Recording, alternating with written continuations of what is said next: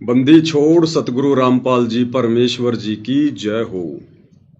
परम पिता परमात्मा सारी सृष्टि के सृजनहार कुल मालिक असंख्य ब्रह्मांडों के स्वामी जगत गुरु तीनों लोकों में प्रवेश करके सबका धारण पोषण करने वाले राजाधिराज आत्माधार नाथों के नाथ देवों के देव महादेव सर्वेश्वर महेश्वर मृत्युंजय अजरो अमर आदि अनादि सनातनी प्रभु जगत पिता जगदीश्वर श्री श्री 1008 की उपाधि के वास्तविक अधिकारी अकाल मूरत शब्द स्वरूपी राम वासुदेव सर्वगतम ब्रह्म परम पूज्य प्रथम पूज्य परम संत परम पुरुष परम धनी परम दयालु सत्य कबीर हक्का कबीर अल्लाहु कबीर अल्लाहु अकबर बाखबर अल्लाह ताला जगत के तारणहार जगत के मुक्तिदाता जगत के जगन्नाथ हारे के सहारे हिंदुओं के राम मुसलमानों के अल्लाह सिखों के वाहिगुरु ईसाइयों के मसीह दया के सागर दया निधि करुणा के सागर करुणा निधि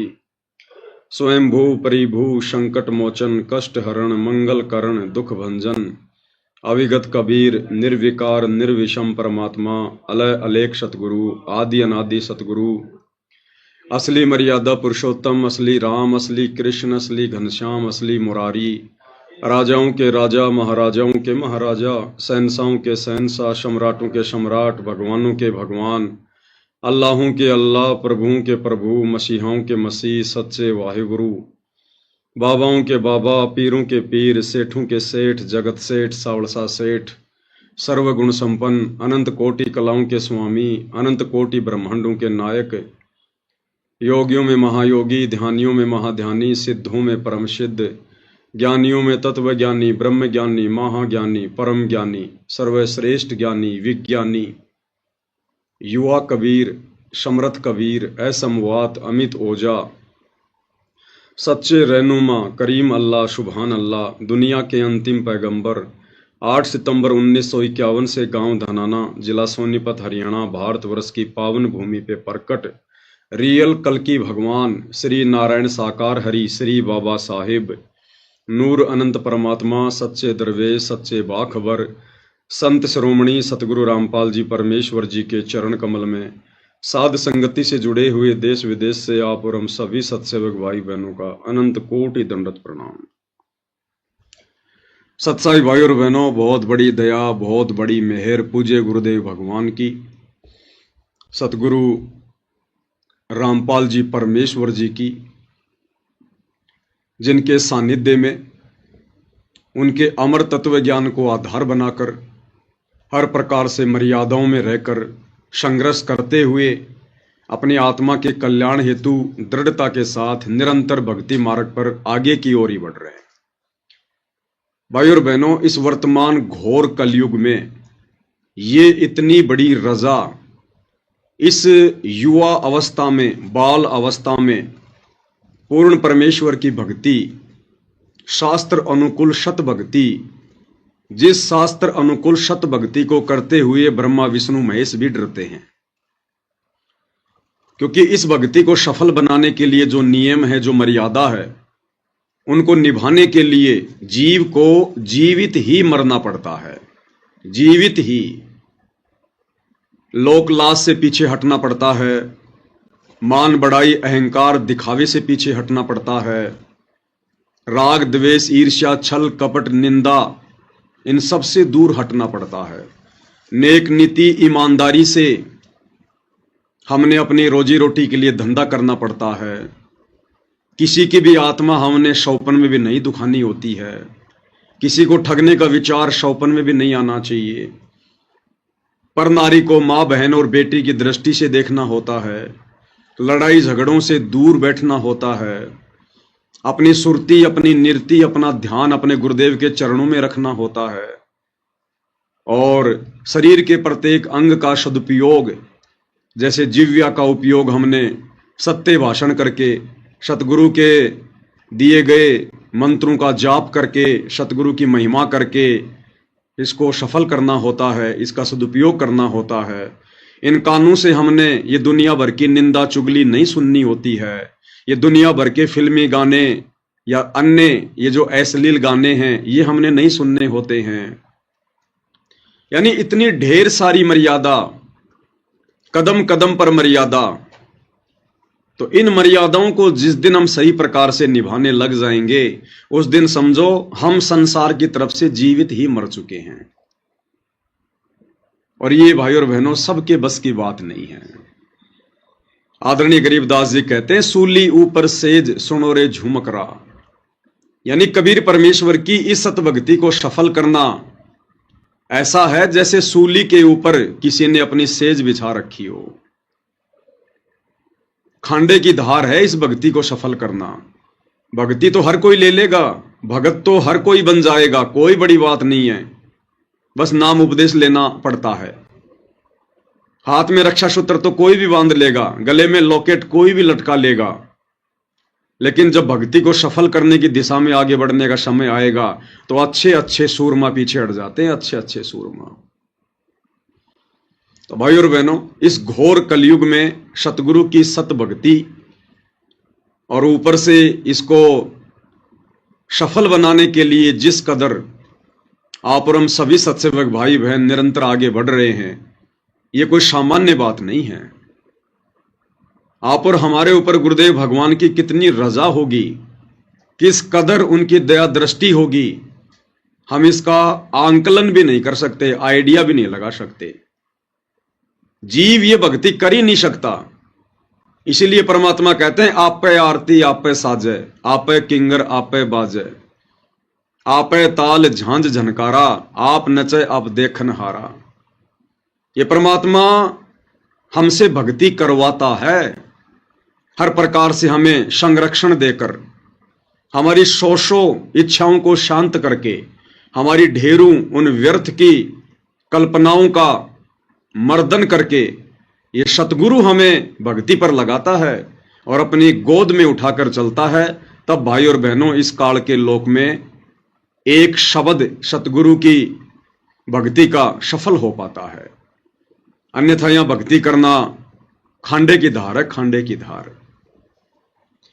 और जब हम जीव आत्मा इस भक्ति मार्ग पर आगे बढ़ते हैं तो काल पहले से कहीं अधिक सक्रिय हो जाता है, एक्टिव हो जाता है कि ये आत्माएं इस भक्ति को सफल ना कर लें, क्योंकि ये काल बली भाई और बहनों, ये आलू टमाटर गोभी मटर पनीर नहीं खाता, ये जोटे बकरे मुर्गे नहीं खाता।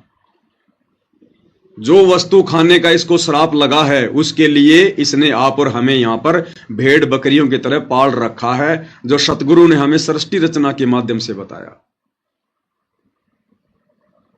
हम मनुष्य शरीरधारी आत्माएं, स्त्री या पुरुष, जैसा भी भोजन करते हैं, सात्विक राजसी या तामसी, उसका जो अंश होता है, सूक्ष्म अंश, वो हमारे सूक्ष्म शरीर में जमा होता रहता है। जैसे कोई व्यक्ति शराब पीता है, अब शराब कोई पीने की चीज थोड़ी है। परमात्मा कहते हैं ये शराब, ये तमाकू, ये मनुष्य शरीर के अनुसार है ही नहीं। कोई भी व्यक्ति शुरुआत में इसको इतनी आसानी से स्वीकार नहीं करता है। जब पहली बार कोई व्यक्ति तंबाकू सेवन करता है, बीड़ी सिगरेट वगैरह पीता है, तो जिस कदर उसको खांसी आती है, आंखों से पानी गिरता है, उसका बुरा हाल हो जाता है, क्योंकि ये वस्तुएं हमारे शरीर की तासीर के अनुसार नहीं है, हमारे शरीर की प्रकृति के अनुसार नहीं है। शराब पहली बार जब कोई व्यक्ति पीता है तो कैसे नाक को बीच कर और बड़ी मुश्किल से मन मार के एक आध घूंट शराब की लेता है, वो कितनी कड़वी होती है। लेकिन धीरे धीरे धीरे धीरे ये काल फिर उसको आदी बना देता है। तो ये चीजें हमारे शरीर की प्रकृति के अनुसार नहीं है, फिर भी इंसान पी रहा है, खा रहा है। मांस भक्षण, शुरुआत में कोई भी आदमी इतनी आसानी से मांस नहीं खाता, बड़ी घृणा आती है, लेकिन धीरे धीरे आदी हो जाता है। ये जबरदस्ती बाई फोर्स काल करवाता है, क्योंकि काल को यही तो खाने का आदेश मिला हुआ है। सूक्ष्म शरीर की वासना, सूक्ष्म शरीर का मैल, सूक्ष्म शरीर की गंध, जो ये आप और हमारे से इस प्रकार की बुराइयां करवाकर, विषय विकारों में धकेल कर, नशे करवाकर, शराब पिलाकर और हमारे सूक्ष्म शरीर में वासना जमा करता रहता है, वो वासना खाने का, वो मैल खाने का, वो गंध खाने का, इसको परमेश्वर कबीर देव सतगुरु रामपाल जी की तरफ से श्राप लगा हुआ है। तो ये जबरदस्ती करवाता है। और इसी प्रकार भाइयों और बहनों, अब वर्तमान में जो ये भक्ति का पीक टाइम है, प्राइम टाइम है, कलयुग की बिचली पीढ़ी है, सतगुरु दिन रात मेहनत कर रहे हैं। 30 वर्षों से वर्णनीय संघर्ष किया है हमें समझाने के लिए सत्संग करके। तो ये भक्ति का प्राइम टाइम है, कलयुग की बिचली पीढ़ी। और जब इस मार्ग की शुरुआत हुई सन 1994 में, जब कबीर देव ने, सतगुरु रामपाल जी ने अपने यथार्थ 13वें कबीर पंथ की शुरुआत की, उसके बाद से काल पूरी तरह से बौखला गया। इसको चिंता होने लगी कि अब मेरा भोजन मेरे मुख से निकलेगा। तो भाई यहां तो आसानी से एक बिल्ली भी अपने भोजन को नहीं छोड़ती है, एक कुत्ता भी अपने भोजन को नहीं छोड़ता है जब उसके दांत तले हो। तो काल इतनी आसानी से कैसे छोड़ेगा आप और हमें? वो तो हर संभव अपने भोजन को बचाएगा, प्रयास करेगा। तो काल सन 1994 से ही एक्टिव है। और जैसे जैसे ये मार्ग आगे बढ़ता गया, काल को उतनी चिंता होने लगी, उतनी फिक्र होने लगी, और हर संभव प्रयास में लगा रहा। आत्माओं को डगमग किया जाए, उनके मन में शंका पैदा की जाए, संदेह पैदा किया जाए, गुरु मर्यादा तुड़वाई जाए, गुरु वचन की अवहेलना करवाई जाए, भक्ति विधिवत ना कर पाए कोई जीव, इसके लिए उसको व्यस्त किया जाए, उसके मन में सौ शंकाएं पैदा की जाए। तो ये अपना प्रयास पूरी तरह से कर रहा है। और अब तो भाइयों और बहनों, वो समय आ गया है जिस समय काल पूरी तरह से बौखलाया हुआ है, विशेषकर सन 2014 से। और काल पूरी तरह से एक्टिव हो चुका है, अपने अनेकों रूप बनाकर सतगुरु रामपाल जी परमेश्वर जी की संगत में जो भगत भाई बहन मर्यादा तोड़कर भक्ति करने का, भगत बनने का दिखावा कर रहे हैं, ढोंग कर रहे हैं, सूक्ष्म रूप में उनके हृदय में बैठा है, उनकी बुद्धि पर सवार है, और अन्य भगत भाई बहनों की भी मर्यादा तुड़वा रहा है, उनको भी भ्रमित करवा रहा है। और जब से साध संगतियां शुरू हुई है, तब से तो इसका हाल ही बेहाल हो गया कि यहां तो बिल्कुल प्योर सोल, प्योर आत्मा, शुद्ध आत्मा तैयार हो रही है। ये तो परमेश्वर की भट्ठी है, भट्ठी। तो भाई और बहनों, साध संगतियों को भी इतनी आसानी से आगे नहीं बढ़ने देगा। ये थोड़ी है कि हम साध संगति से जुड़ गए, पवन भगत जी के वीडियो देखने लग गए, गुरु जी की आरती उतारने लग गए, गुरु जी को भोग लगाने लग गए, तो बस हमारा तो हो गया बेड़ा पार। इस वहम में ना रहना भाई और बहनों। अंतिम श्वास तक हमने इसी प्रकार से जागरूक रहना पड़ेगा। परमात्मा कहते हैं, पाकी फसल देख कर गरबैयो मत किसान, अभी तो झोले बहुत हैं भाई, घर आले तब जान। किसान यदि अपने खेत में पकी हुई फसल को देखकर अभिमान करता है, घमंड करता है कि अब की बार तो मेरे जैसी फसल किसी की भी नहीं है, और अब की बार तो बढ़िया मकान बनाऊंगा, बच्चों की शादी करूंगा, फ्रिज लेके आऊंगा, मकान में एसी लगाऊंगा, मोटरसाइकिल लेके आऊंगा, अब की बार तो मेरे खेतों में जबरदस्त फसल लहरा रही है। तो परमेश्वर उस किसान का उदाहरण देकर आप और हमें भक्ति मार्ग पर समझा रहे हैं कि उस किसान को अभिमान नहीं करना चाहिए खेत में खड़ी हुई फसल को देखकर। अभी तो झोले बहुत हैं भाई, घर आले तब जान। अभी तो ना जाने कब आंधी चल जाए, कब भयंकर बारिश हो जाए, कब ओले गिर जाएं, कब क्या भूकंप आ जाए। जब तक वो फसल कट पिट के निकल कर और उनको बोरियों में और उनको उन कट्टों में बांध कर जब तक तू अपने घर पर ना रख ले, तब तक भाई तेरे को सचेत रहने की आवश्यकता है। तो भाई और बहनों, इसी प्रकार इस सत भक्ति मार्ग पर, ठीक है, परमेश्वर ने हमें सत्य मिशन से जोड़ दिया, सत्य मार्ग से जोड़ दिया, साध संगति से जोड़ दिया, क्योंकि परमात्मा कहते हैं साध की संगत, साध की संगत सतगुरु की सेवा, अजर अमर घर पावे, और कहे कबीर सुनो रे गोरख, हम सबको तत्व भेद लखावे। लेकिन यहां पर तो पहले से भी ज्यादा सावधानियां बरतनी पड़ेंगी इस भक्ति को सफल करने के लिए। तो वर्तमान में भाई और बहनों, कुछ एक घटनाएं जो दास के सामने आई है, परमात्मा की प्रेरणा से मेरी सेवा है, मेरी ड्यूटी है, हल्का फुल्का मैं आपको जानकारी दे दूं, आपको मैं परिचित करवा दूं ताकि आप धोखा खाने से बचें। तो दास के पास में फेसबुक पर कुछ पोस्ट आ रही हैं इस प्रकार की जो आप स्क्रीन पर देख रहे हैं। अब देखो आजकल मानव धर्मी भी बहुत हो गए, हजारों की संख्या में हो गए। दास तो हम सब थे ही पहले, और अब मानव धर्मी भी बहुत हो गए, और ये लोगों लगाने वालों की भी संख्या बहुत ज्यादा बढ़ गई है।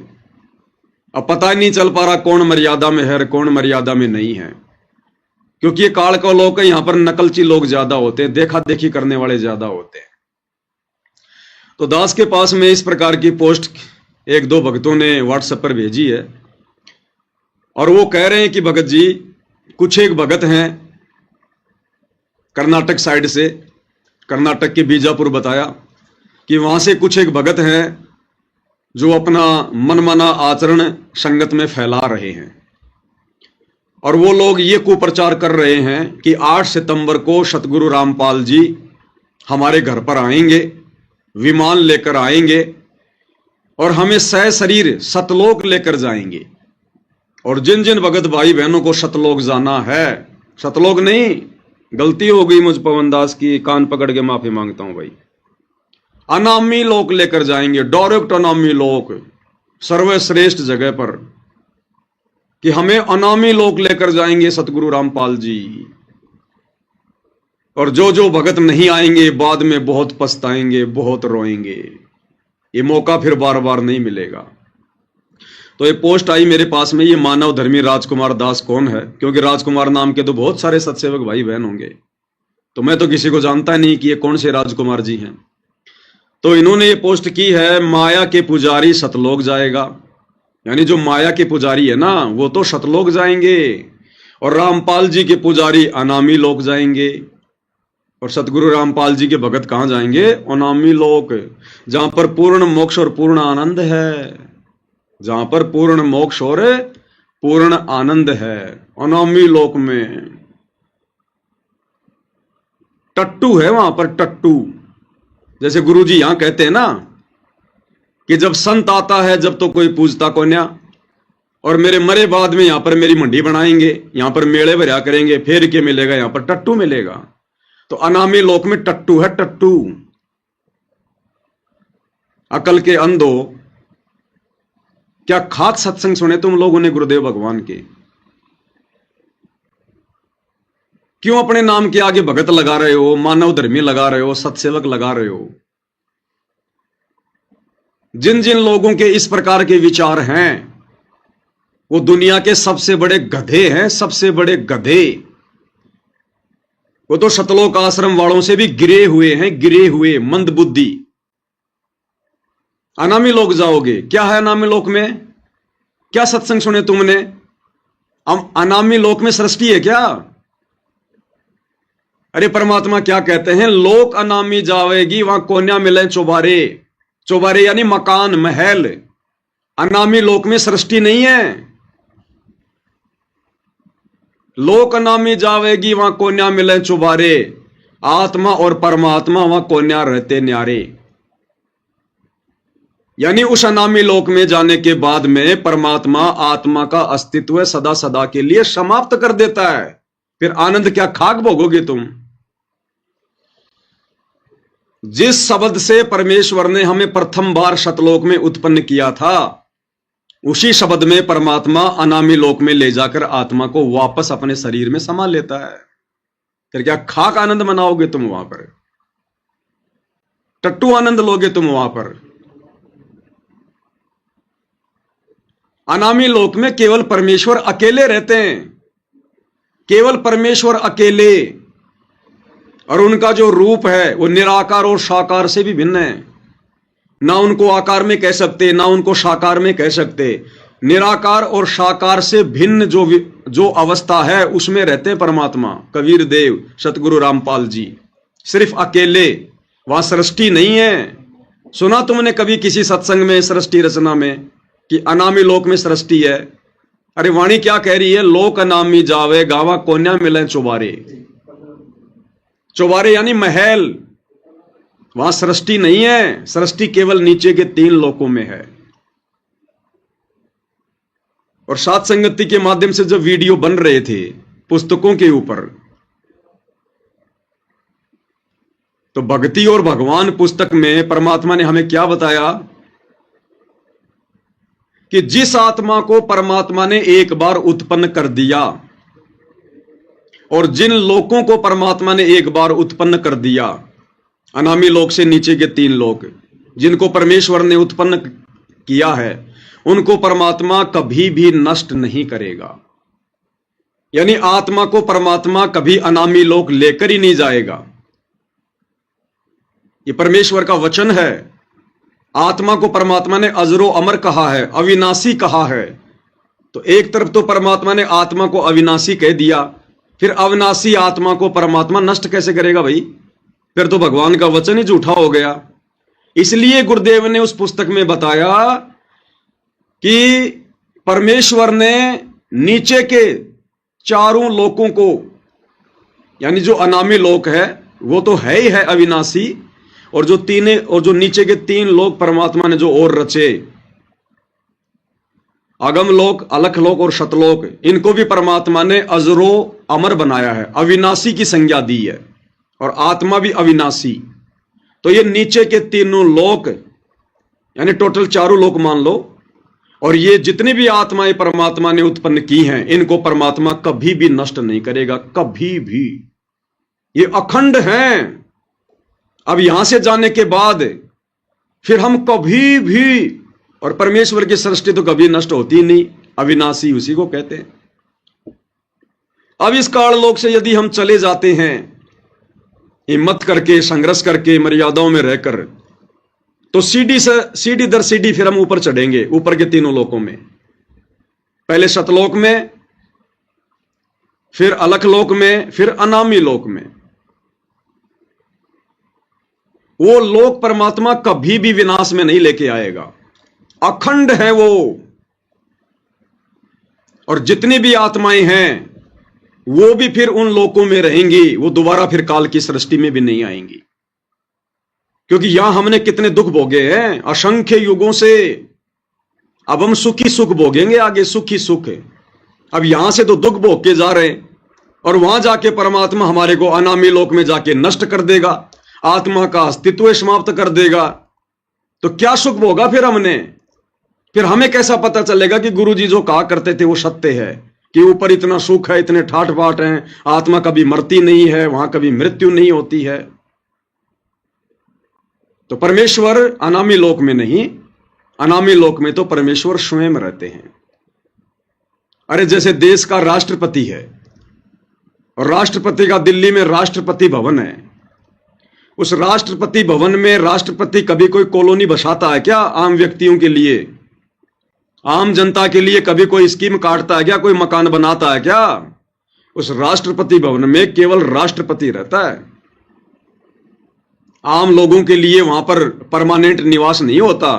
उसके लिए तो फिर उसने बहुत सारी कॉलोनियां बसा रखी हैं, नगर बसा रखे हैं, स्कीम काट रखी हैं।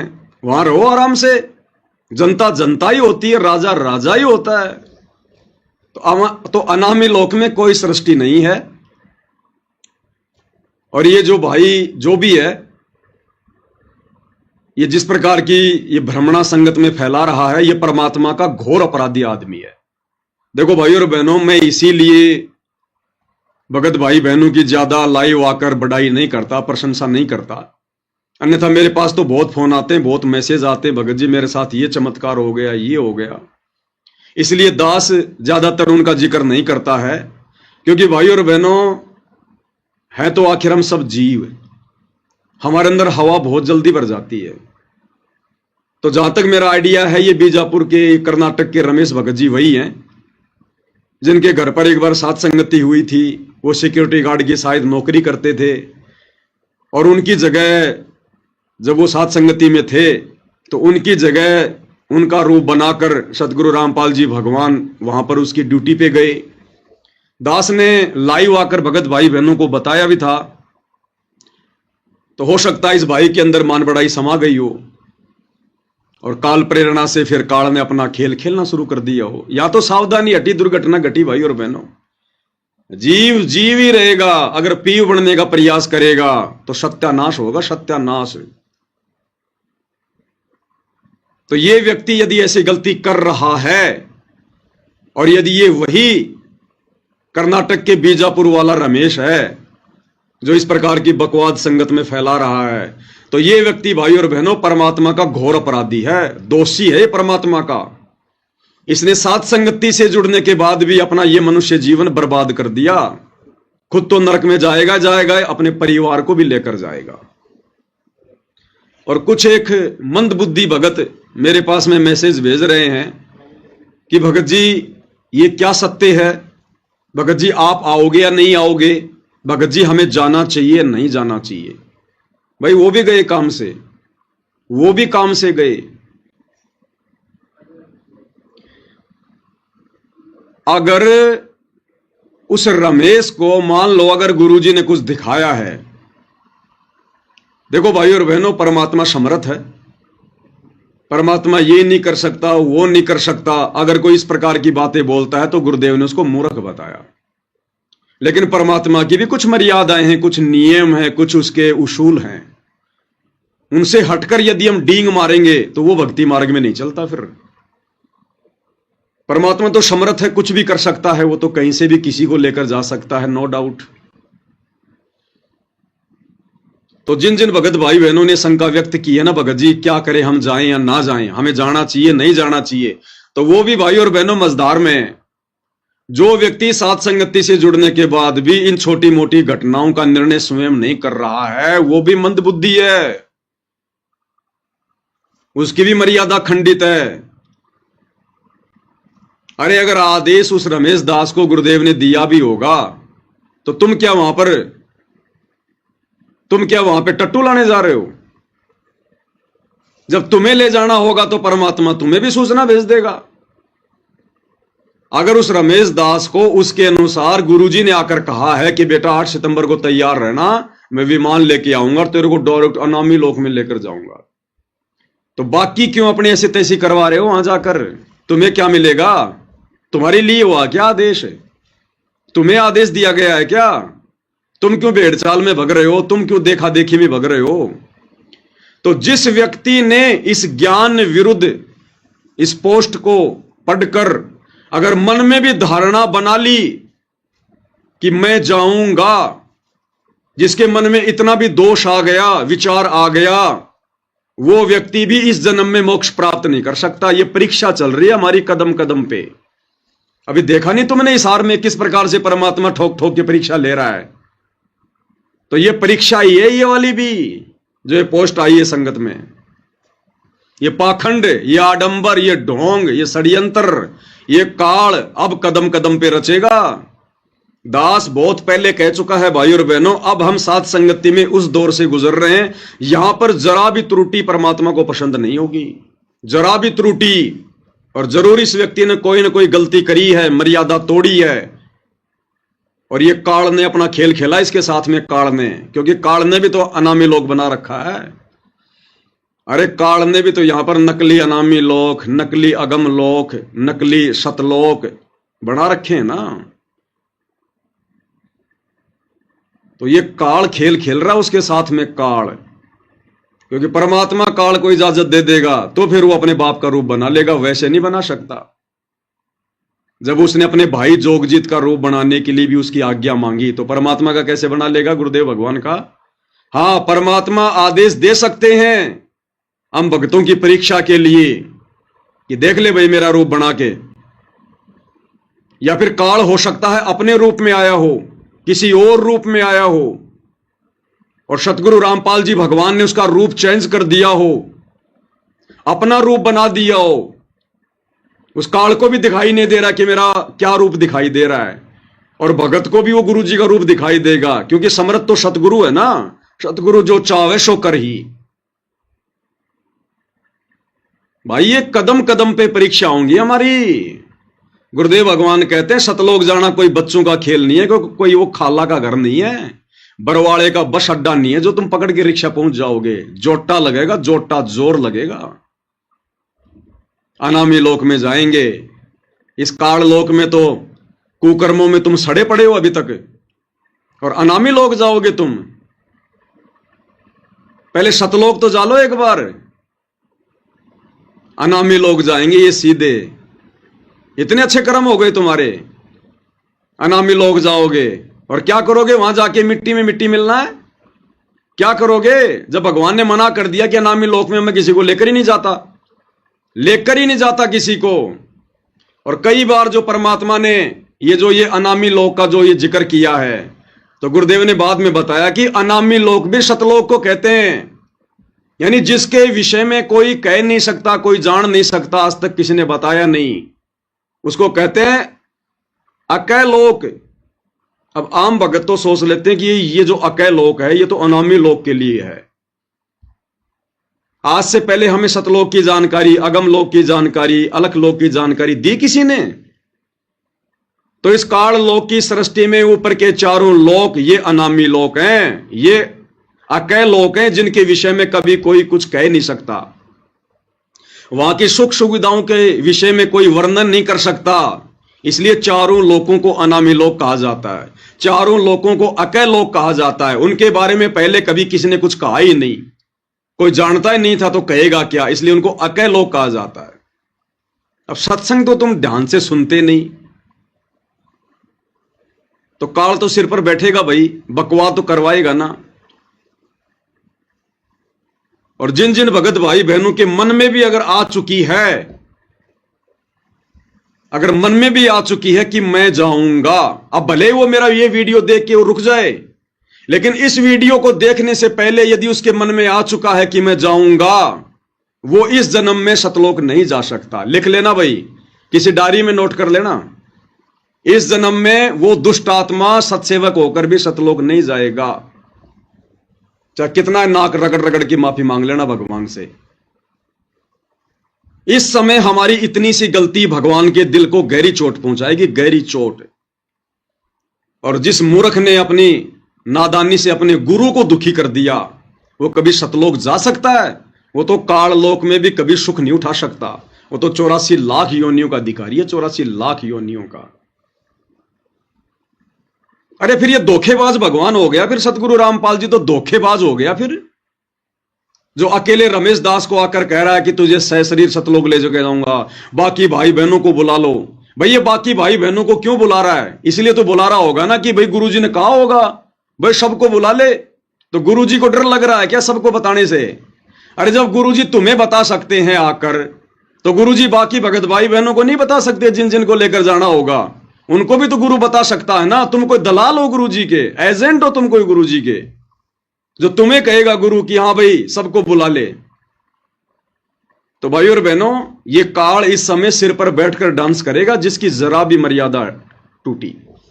और इस रमेश दास की अगर ये इस प्रकार की बकवादें कर रहा है तो अवश्य इसने गलती की है, इसकी मर्यादा टूटी हुई है, इसके घर में, इसके घट में काल का प्रवेश है। और ऐसी आत्माओं से भाई और बहनों दूरी बना के रखना, नहीं तो हम अपना मनुष्य जन्म बर्बाद कर देंगे। हमें तो गुरुजी ने कभी इस प्रकार की विधि नहीं बताई, 30 साल हो गई, कभी गुरुजी ने नहीं कहा कि भाई मैं ऐसे चुपके चुपके आऊंगा और उस भगत के माध्यम से फिर मैं तुम्हें संदेशा दिलाऊंगा कि आ जाओ आ जाओ, तुम्हें अनामी लोक लेकर जाऊंगा। हमें तो कभी नहीं कहा गुरुजी ने कि मैं तुम्हें अनामी लोक लेकर जाऊंगा। हमें तो केवल गुरुजी सतलोक तक की जानकारी दे रहे हैं और कह रहे हैं सबसे पहले हम यहां से सतलोक जाएंगे। सतलोक में फिर तुम्हारी इच्छा है ऊपर जाओ या ना जाओ, बाकी सतलोक में फिर तुम्हें कोई कष्ट नहीं है, कोई दिक्कत नहीं है, वहां कोई मृत्यु नहीं है, किसी चीज का अभाव नहीं है, कोई बुढ़ापा नहीं है, कोई रोग नहीं है। फिर आगे तुम्हारी मर्जी भाई, अगर आगे जाओगे तो आगे की तुम्हें भक्ति दे दी जाएगी। हमें तो कभी नहीं कहा गुरुजी ने किसी भी सत्संग में कि भाई तुम्हें डायरेक्ट अनामी लोक लेकर जाऊंगा। और ये इस प्रकार की घटिया पोस्ट डाल के कि माया के पुजारी सतलोक जाएगा। अरे माया के पुजारी कभी सतलोक जाएंगे क्या मूर्ख आदमी? अरे माया का पुजारी कभी सतलोक जा सकता है क्या? ये टोटल भाई और बहनों काल बैठा उसके सिर पे, काल। तो उसने तो अपना जीवन बर्बाद किया ही किया। और जिन जिन आत्माओं के मन में ये आ चुका है मेरा ये वीडियो देखने से पहले कि हम भी जाएंगे, वो आत्माएं भी अपना ये जन्म बर्बाद कर चुकी हैं, ये फाइनल मान लेना। तो ये कुछ बकवादे हैं भाइयों और बहनों जो आपके सामने पेश करनी जरूरी थी। और हो सकता है भाइयों और बहनों मान लो इसको परमात्मा उस दिन आकर ले भी जाएं, लेकिन आप और हमने फिर भी इस प्रकार की बकवादों में नहीं पड़ना है। जब तक गुरुजी हमसे आकर कोई बात ना कहें, जब तक हमें आकर कोई आदेश ना दें, और जब तक हम उनके द्वारा बताई गई विधि अनुसार ये कन्फर्म नहीं कर लें कि ये मेरा गुरु है या फिर मेरा गुरु मेरी परीक्षा ले रहा है, या मेरे गुरु ने अपना रूप इस काल को दे दिया मेरी परीक्षा के लिए, जब तक ये कन्फर्म ना हो जाए तब तक भाई और बहनों हमने केवल उसी विधि से सतलोक जाने की तैयारी करनी है जो विधि गुरुदेव ने पिछले 30 वर्षों से अपने सत्संगों में बताई है। केवल उसी विधि से। ये काल का लोक है, ये छोड़ेगा नहीं। अंत समय में भी मर्यादा तुड़वा देगा किसी न किसी बहाने, किसी न पॉइंट पर मन में शंका पैदा कर देगा।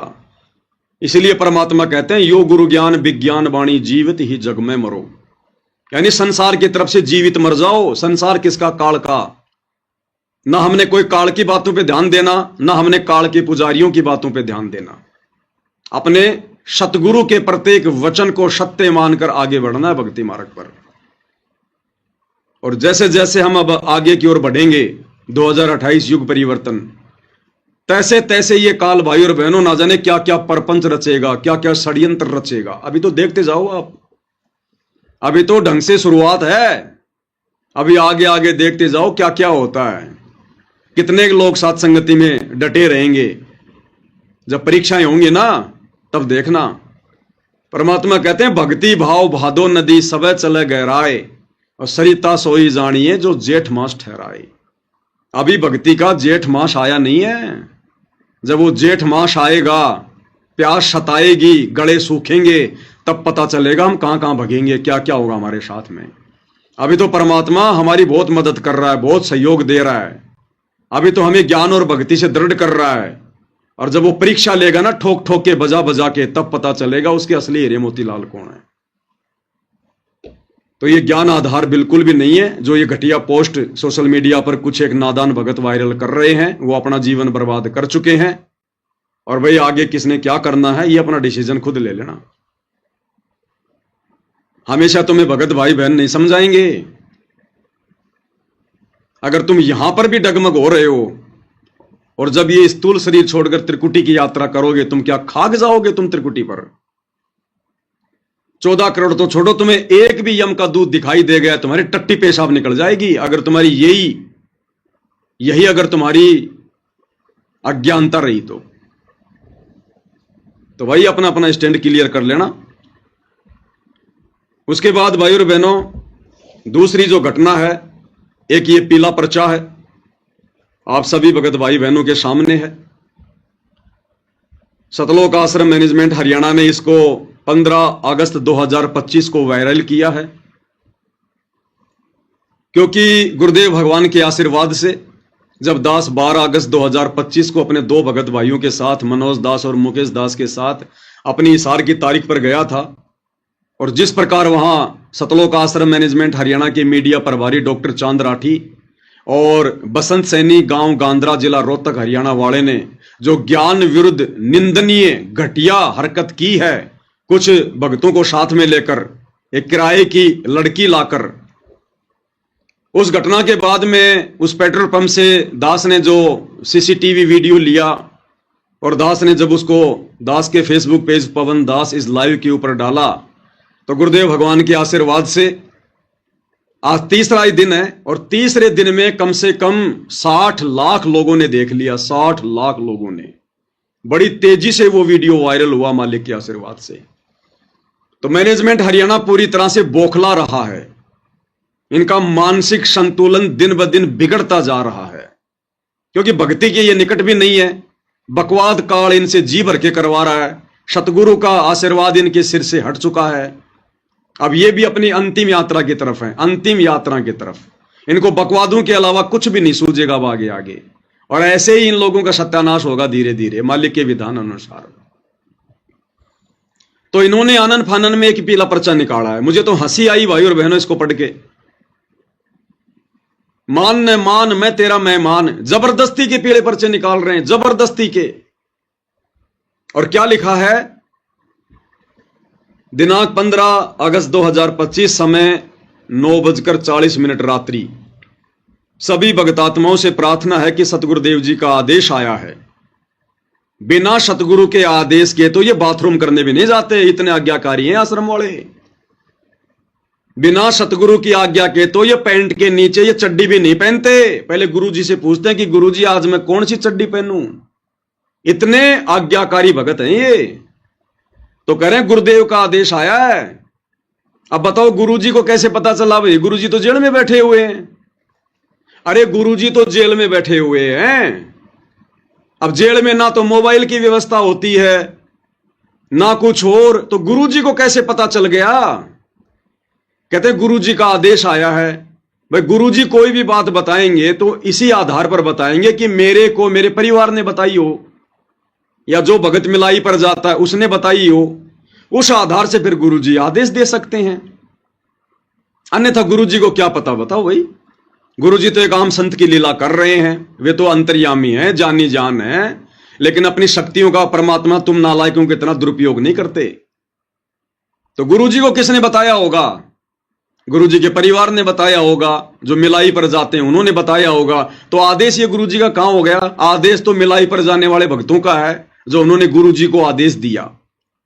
उन्होंने गुरुजी को आदेश दिया कि गुरुजी अब तुम भी ऐसा ही आदेश दे दो जो हमने आपको बताया है। तो कह रहे गुरुजी का आदेश आया है। क्या आदेश है? सतगुरुदेव जी का आदेश आया है कि गुरुद्रोहियों ने एक अन्नपूर्णा मुहिम संत रामपाल जी महाराज जी के सानिध्य में नामक व्हाट्सएप ग्रुप बनाया हुआ है।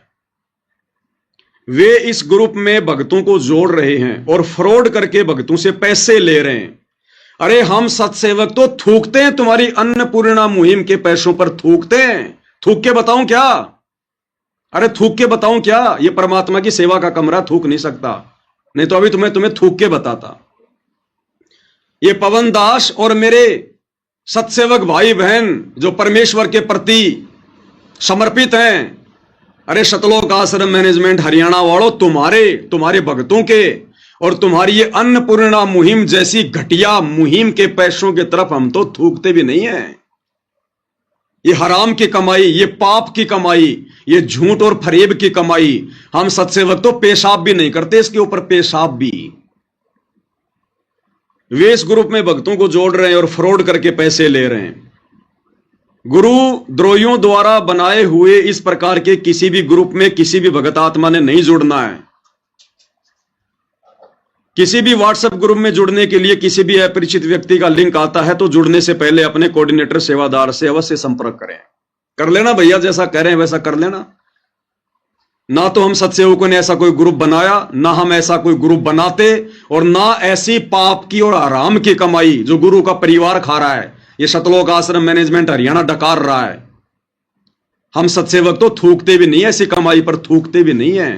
ये पीला पर्चा तो तुम लोगों ने अपनी वो जो है वो इज्जत बचाने के लिए कि अब हम क्या करें, ये वीडियो तो तेजी से वायरल हो गया, ये तो संगत में पहुंच गया, लोग आपस में चर्चाएं कर रहे हैं कि जिन आश्रमों में हम ज्योति पाठ और दान का पैसा दे रहे हैं वहां तो ऐसे ऐसे निकम्मे और कुकर्मी भगत बैठे हैं। हमारा पैसा तो इन कुपात्रों के, कुकर्मियों के हाथ में जा रहा है, इनमें तो भगत का एक भी लक्षण नहीं है। ये तो जानवरों की तरह भक्तों को मार रहे हैं और कहते हैं हमारे को सारनाम मिल गया, हमारे को सार शब्द मिल गया।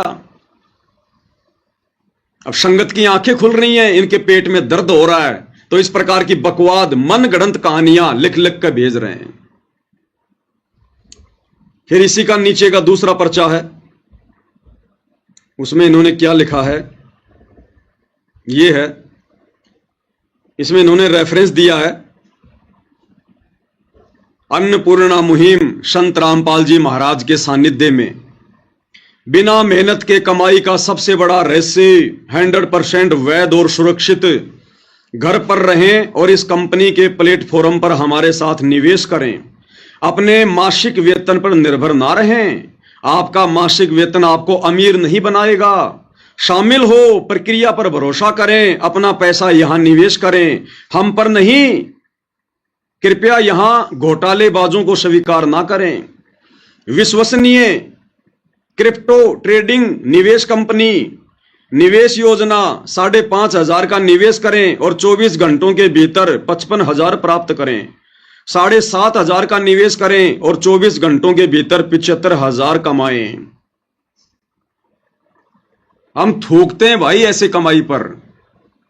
इस परमेश्वर के ज्ञान को आधार बनाकर अपनी आत्मा के कल्याण को देखते हुए हम सत्सेवक भाई बहन तो अपनी नौकरियां तक छोड़ने को तैयार हैं कि हमने नहीं करनी ऐसी नौकरी जिस नौकरी में हमारा समय ज्यादा व्यर्थ बर्बाद हो रहा है, हमारे समाज से बर्बाद हो रही है। अरे सत्सेवक भाई बहन तो जो कमा रहे थे उसका भी आधा कर दिया। नौकरियां छोड़ छोड़ के अपना छोटा मोटा धंधा कर रहे हैं कि भक्ति करेंगे भक्ति। ये गुलामी करते हुए तो असंख्य युग हो गए, हमें असंख्य युग। और तुम क्या घटिया यहां पर ये प्रक्रिया भेज रहे हो कि सत्सेवकों ने ग्रुप बनाया है और रातों रात 5,000 रुपए लगाओगे तो 25,000 पाओगे, 7,500 लगाओगे तो 70,000 पाओगे। ये घटिया कर्म, ये घटिया सोच, ये तुम लोगों की अपनी खुद की है, केवल सत्सेवकों को बर्बाद करने के लिए, सत्सेवकों को बदनाम करने के लिए।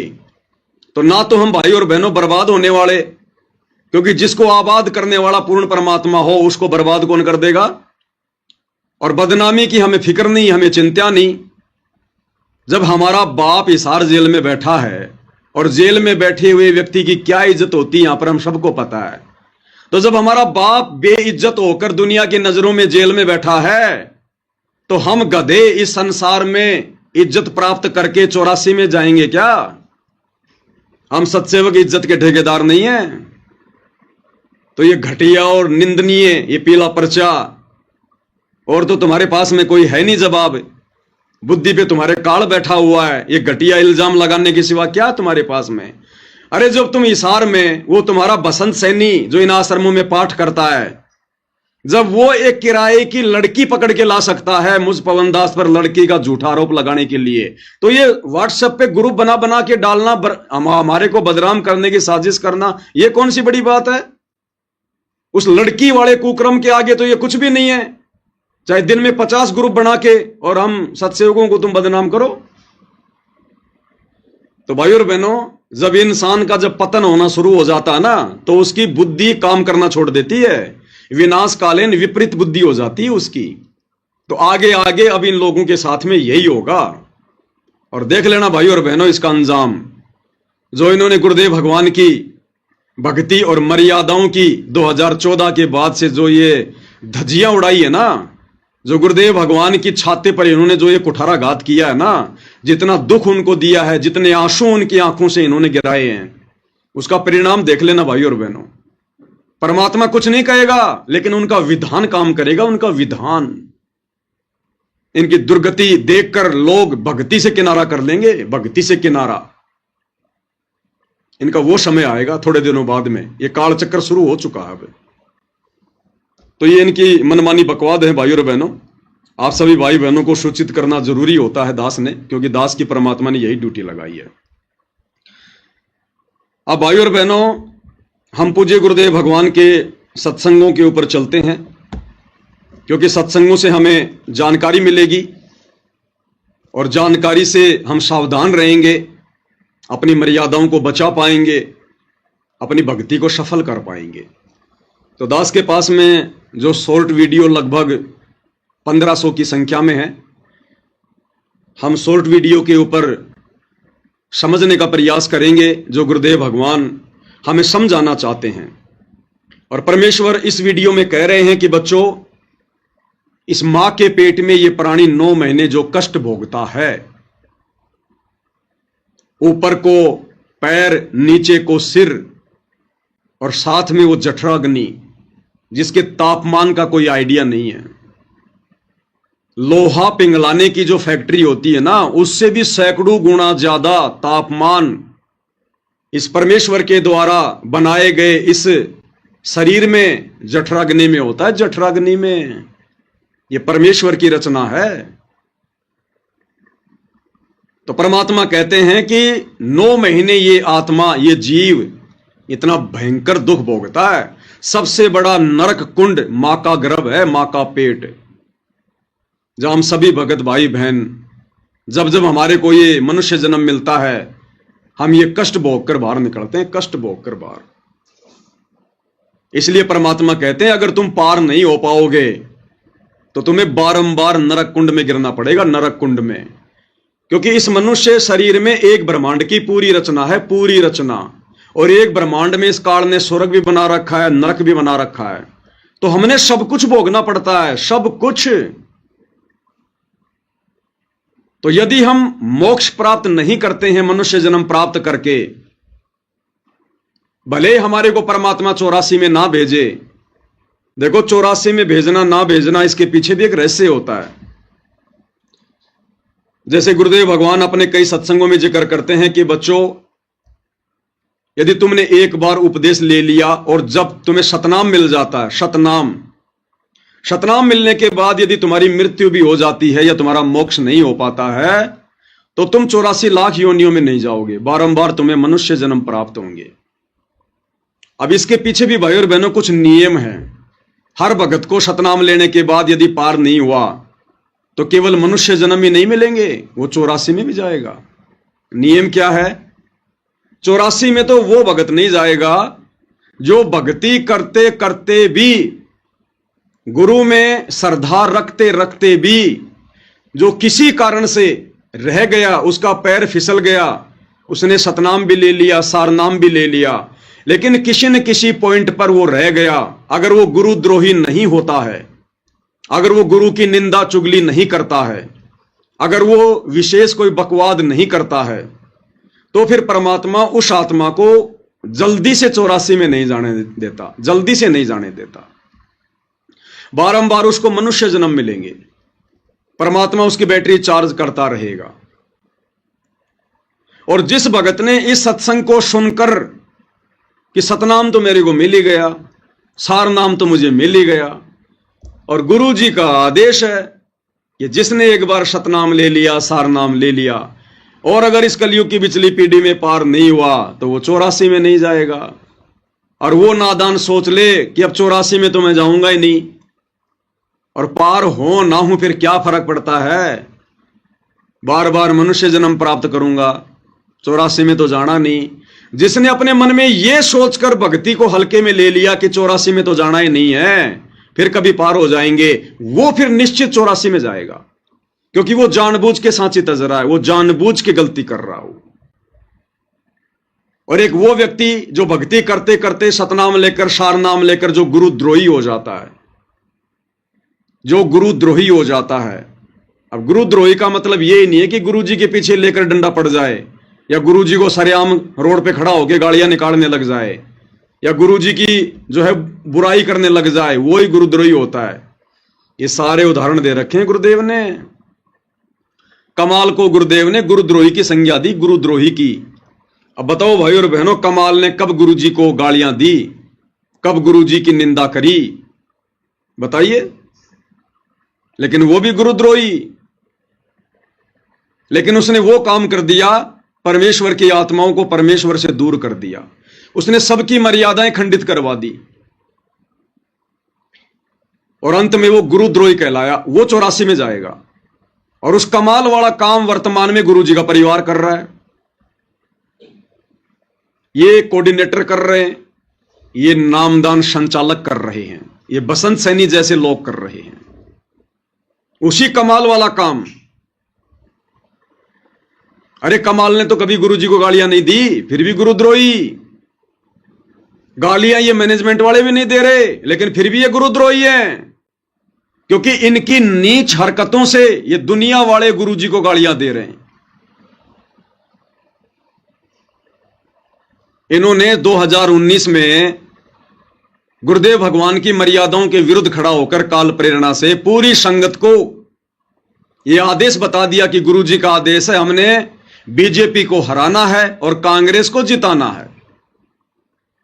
और एक ऐसे व्यक्ति का फुल टू फुल हरियाणा में समर्थन करवा दिया भक्तों से, जिस व्यक्ति के विषय में गुरुदेव ने साफ साफ कह रखा कि उस भूपेंद्र सिंह हुड्डा को, जो करोथा कांड के समय कांग्रेस सरकार में हरियाणा का मुख्यमंत्री था। गुरुदेव ने कह दिया कि उस व्यक्ति के तो इतने लंबे लंबे कीड़े पड़ेंगे, इतने लंबे लंबे कीड़े, और उसने तो पाप कर्मों की मालगाड़ी भर ली, पाप कर्मों की मालगाड़ी।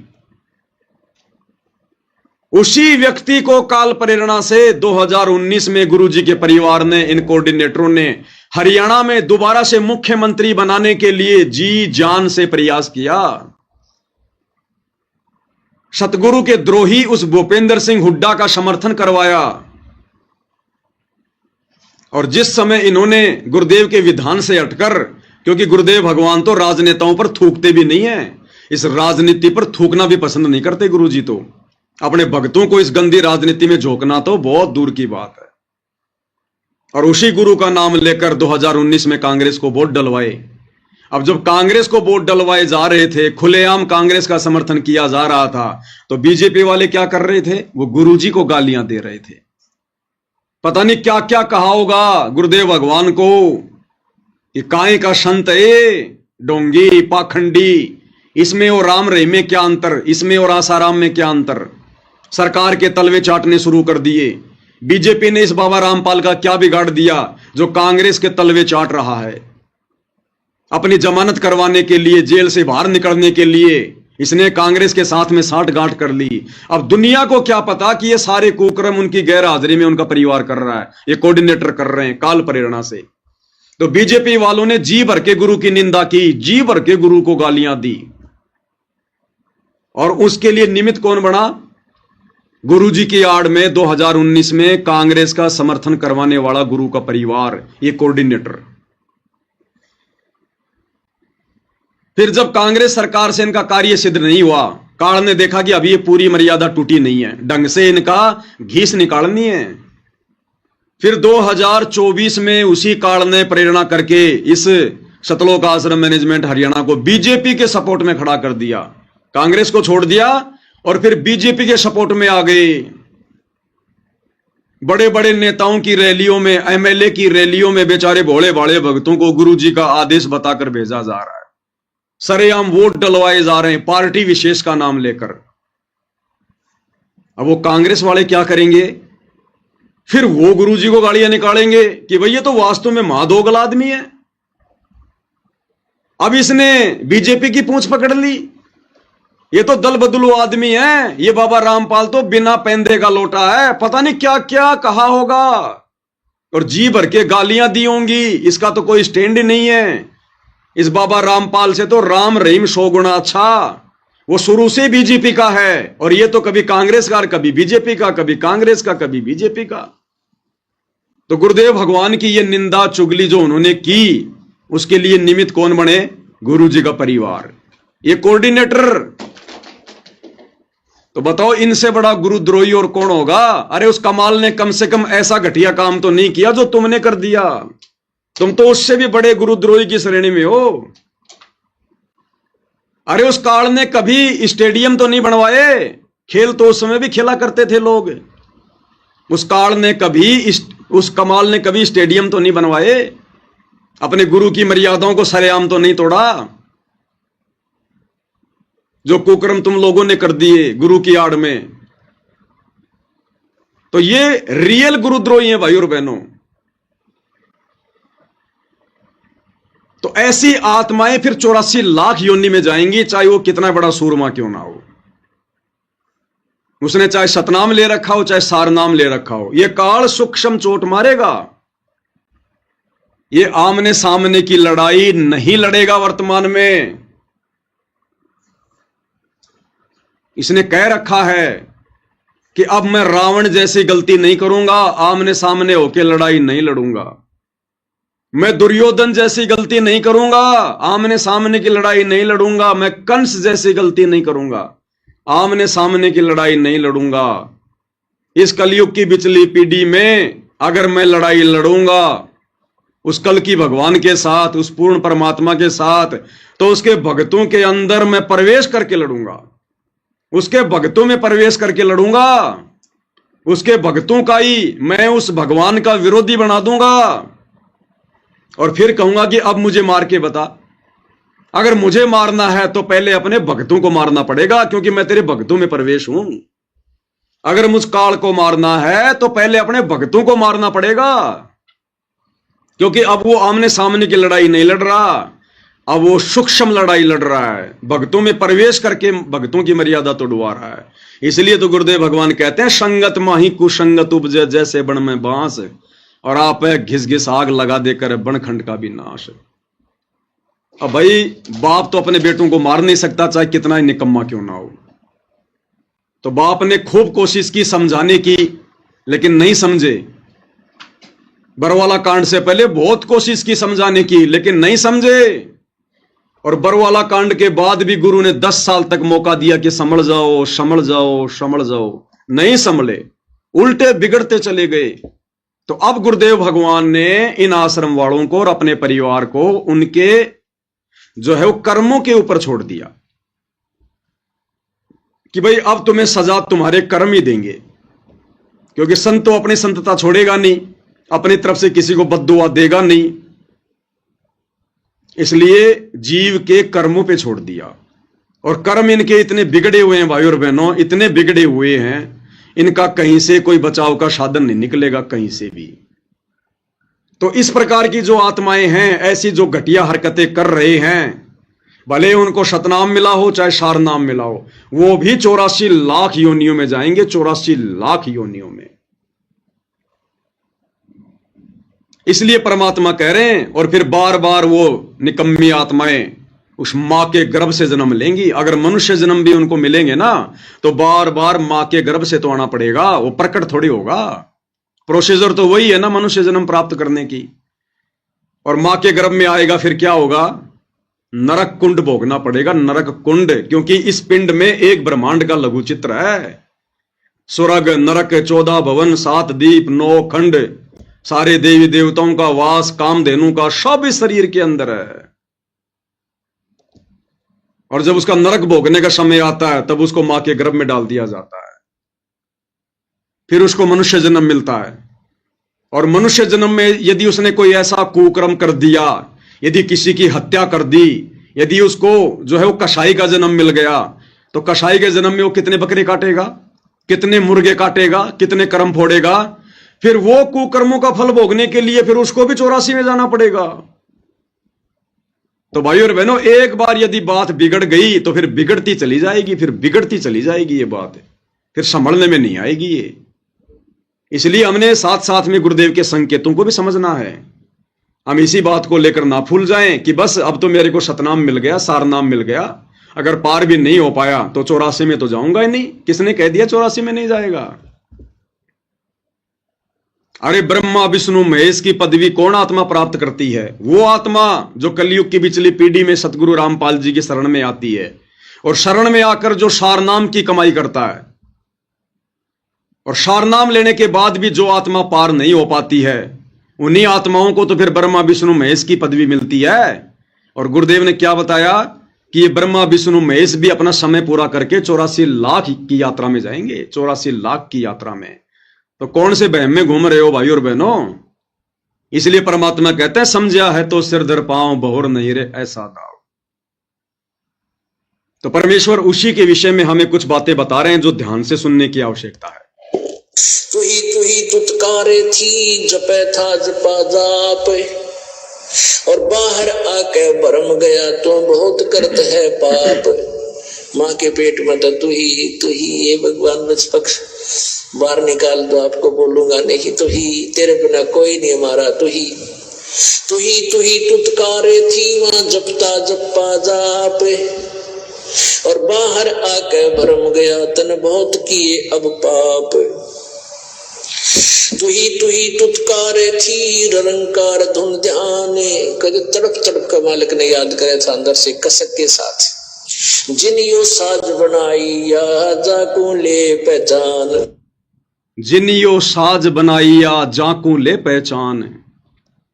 और मां के गर्भ में किस प्रकार से तड़प तड़प के कशक के साथ में रो रो के प्रार्थना करते थे कि ये परमात्मा हम इस नरक कुंड से बाहर निकाल दो, नरक कुंड से बाहर निकाल दो। भाई और बहनों, उतनी तड़प, उतनी ही ये कशक हमारी आज गुरुदेव के ज्ञान को आधार बनाकर इस ज्ञान को अच्छे से समझकर जब इस 21 ब्रह्मांड से, इस पृथ्वी लोक से बाहर निकलने की बनेगी सतलोक के लिए, तब परमात्मा हमारी पुकार सुनेगा। क्योंकि मां के गर्भ में हम कितने दुखी, कितने कायल, कितने परेशान, कितने तड़प रहे थे। गुरु के हर वचन को स्वीकार कर रहे थे कि आप जो कहोगे मैं आपकी हर बात मानूंगा, बस आप मुझे एक बार इस दुख से बाहर निकाल दो। और जब उसने इतनी प्रार्थना की, वो इतना दुखी हो रहा था वास्तव में, तब परमात्मा ने उसकी पुकार को सुना और मां के गर्भ से बाहर निकाला।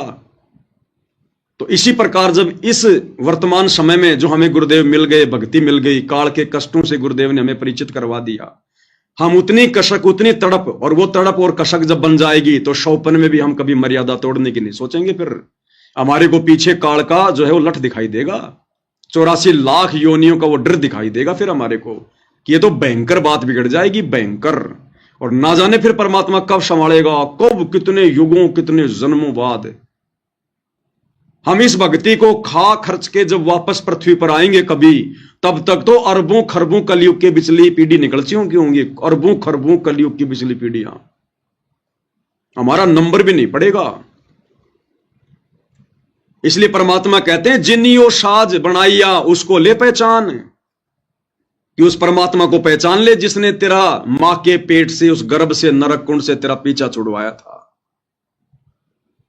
अरे जिस भगवान ने, जिस कबीर देव ने मां के गर्भ से हमारा पीछा छुड़वाया हमारी प्रार्थना पर, तो उस कबीर के अलावा अब इस धरती पर, इस काल के लोक से हमारा पीछा और कौन छुड़वा सकता है? वही छुड़वाएगा जिसने मां के गर्भ से छुड़वाया।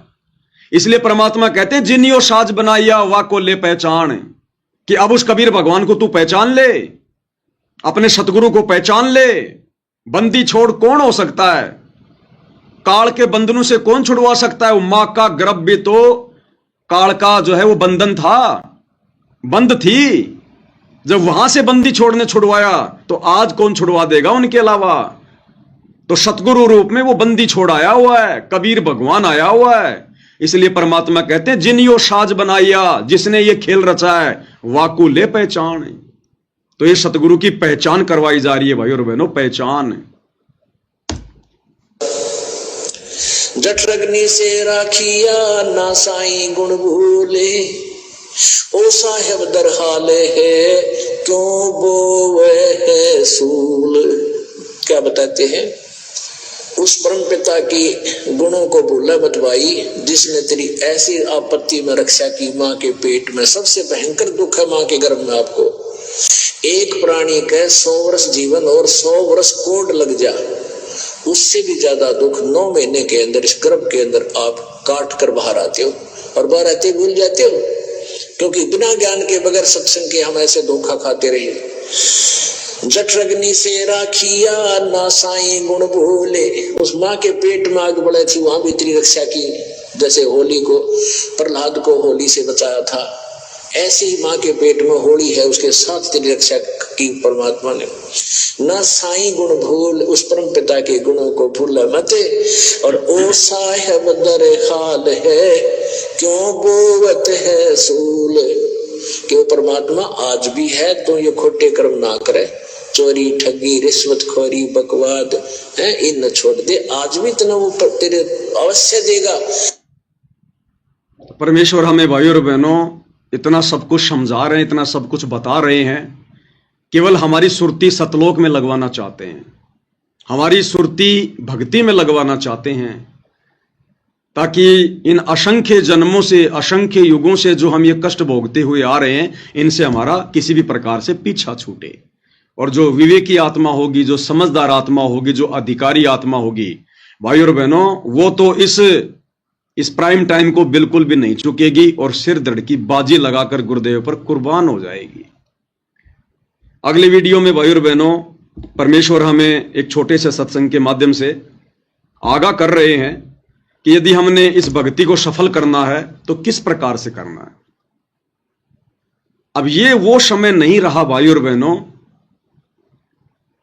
कि हम चलते फिरते, नहाते धोते, उठते बैठते हम अपनी भक्ति सफल कर लेंगे। नहीं,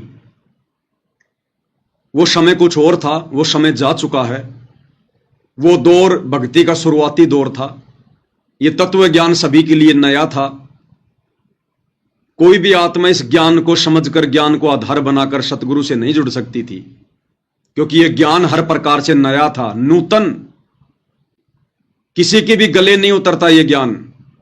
उस समय गुरुदेव ने कोई सदग्रंथ नहीं दिखाए, गीता, वेद, कुरान, पुराण नहीं पढ़ाए, सन 1994 से 2001 तक। इसलिए यह ज्ञान किसी के गले नहीं उतरता, कोई इन बातों पर विश्वास नहीं करता, सृष्टि रचना पर, गरीबदास जी के ग्रंथ साहिब पर। इसलिए उस समय परमात्मा ने थोड़ी ढील दे रखी थी कि जैसे भी ये लौटते पोटते घूमते फिरते, जैसे भी ये भक्ति करें, आगे बढ़ेंगे, धीरे धीरे ज्ञान सुनेंगे तो समझ में आ जाएगा। और परमात्मा ने, गुरुदेव भगवान ने अपनी तरफ से 100 सुख दिए। मालिक को पता था कि ये ज्ञान से भक्ति पर नहीं टिकेंगे, इनके बिगड़े हुए काम बनेंगे, तब इनको विश्वास बनेगा, तब ये भक्ति मार्ग पर टिक सकते, नहीं तो नहीं टिकेंगे। एक सत्संग में परमात्मा ने बताया कि किसी व्यक्ति के होठ के ऊपर चोट लग गई, काफी गोली दवाई कराई लेकिन कोई आराम नहीं हुआ। तो किसी बुजुर्ग ने बताया कि भाई थोड़ा सा देसी घी का हलवा बना के इसके होठ पे लगाओ, उससे ये ठीक होगा।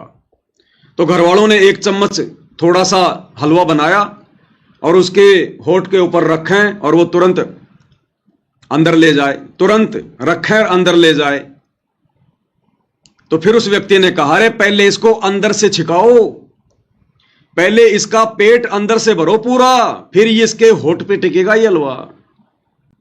तो फिर ढंग से हलवा बनाया, पहले उसको खिलाया, और जब उसका पेट भर गया, और हलवा भाई और बहनों गुरुदेव ने बताया एक ऐसी चीज है, एक बार यदि आपका हलवे से मन भर गया ना, उसके बाद में आपको इतना सा हलवा भी अच्छा नहीं लगेगा। तो पहले तो उसको अंदर से छिका और फिर उसके होठ पे लगाया, फिर उसके होठ पे वो हलवा टिका।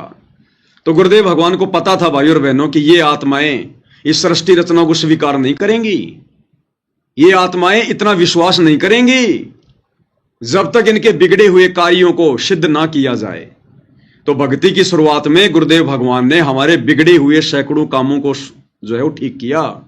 बच्चों को नौकरियां दी, किसी की भैंस का थन खराब हो रहा है उसको ठीक किया, किसी के घर में भूत प्रेत की बाधा उसको ठीक किया, किसी के ऊपर किसी ने कोई जंत्र मंत्र करवा रखा है, मूठ करवा रखी है, परमात्मा ने उसको ठीक किया। कोई डॉक्टरों से हॉस्पिटलों में जा जाके दुखी हो लिया था, मरना ही एक अंतिम अपना टारगेट मान लिया था, परमात्मा ने उसको स्वस्थ किया। इस चक्कर में वो आत्मा गुरुदेव भगवान से जुड़ी रही, जैसे तैसे करके वो अपनी भक्ति करती रही, लेकिन ज्ञान को आधार नहीं बनाया। तो ये वाणी, नाम उठत नाम बैठत नाम सोवत जागबे, नाम खाते नाम पीते नाम सेती लागबे, ये भाई और बहनों उस दौर के लिए है, उस दौर के लिए। वर्तमान में गुरुदेव ने कोई कसर नहीं छोड़ी है, शास्त्रों को दिखा दिखाकर एडी से चोटी तक हमारे को भक्ति के रंग में रंग दिया है। कोई प्रमाण, कोई सबूत शेष नहीं बचा।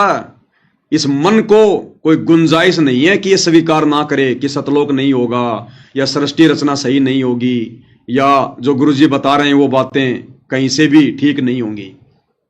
इस काल को, इस मन को कोई गुंजाइश नहीं छोड़ी भगवान ने। इसलिए अब हम भगत भाई बहनों ने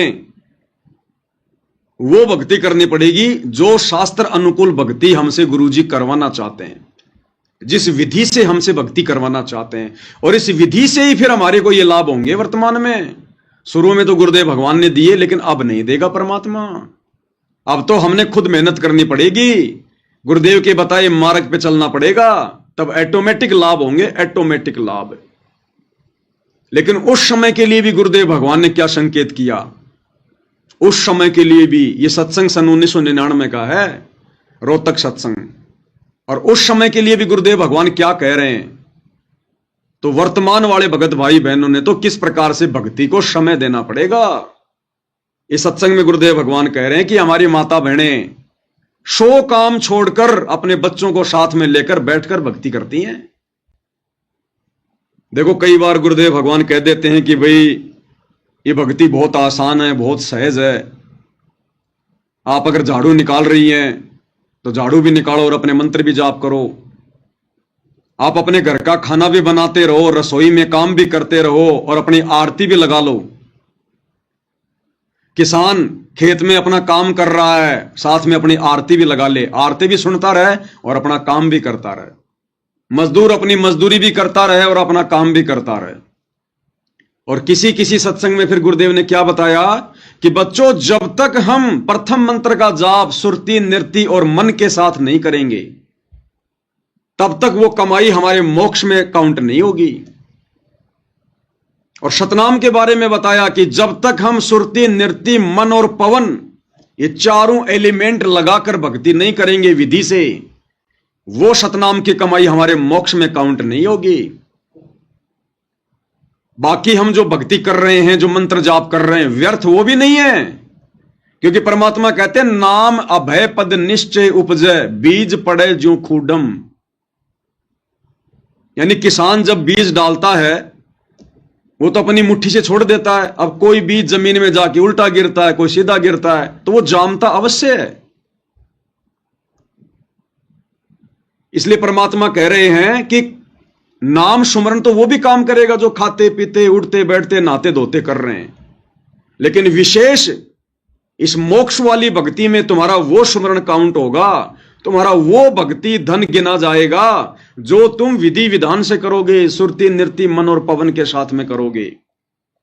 तीनों समय की आरतियां समय निकालकर बैठकर या खड़े होकर, जैसे भी तुम्हारी व्यवस्था है, और विधि विधान से करोगे, हाथ में भक्ति बोध लेकर करोगे। अनपढ़ हो तो फिर गुरुदेव भगवान की अपनी ऑडियो वीडियो लगा लो, लेकिन तुमने समय निकालना पड़ेगा, एक जगह स्थिर होना पड़ेगा, बैठना पड़ेगा या खड़ा होना पड़ेगा।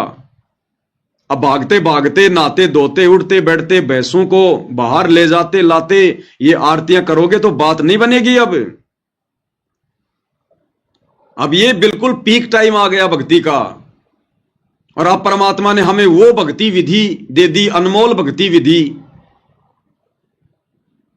कम से कम सुबह शाम तो हम भगत भाई बहनों ने गुरुदेव भगवान की 5 दीपक वाली थाली के साथ में आरती उतारनी है।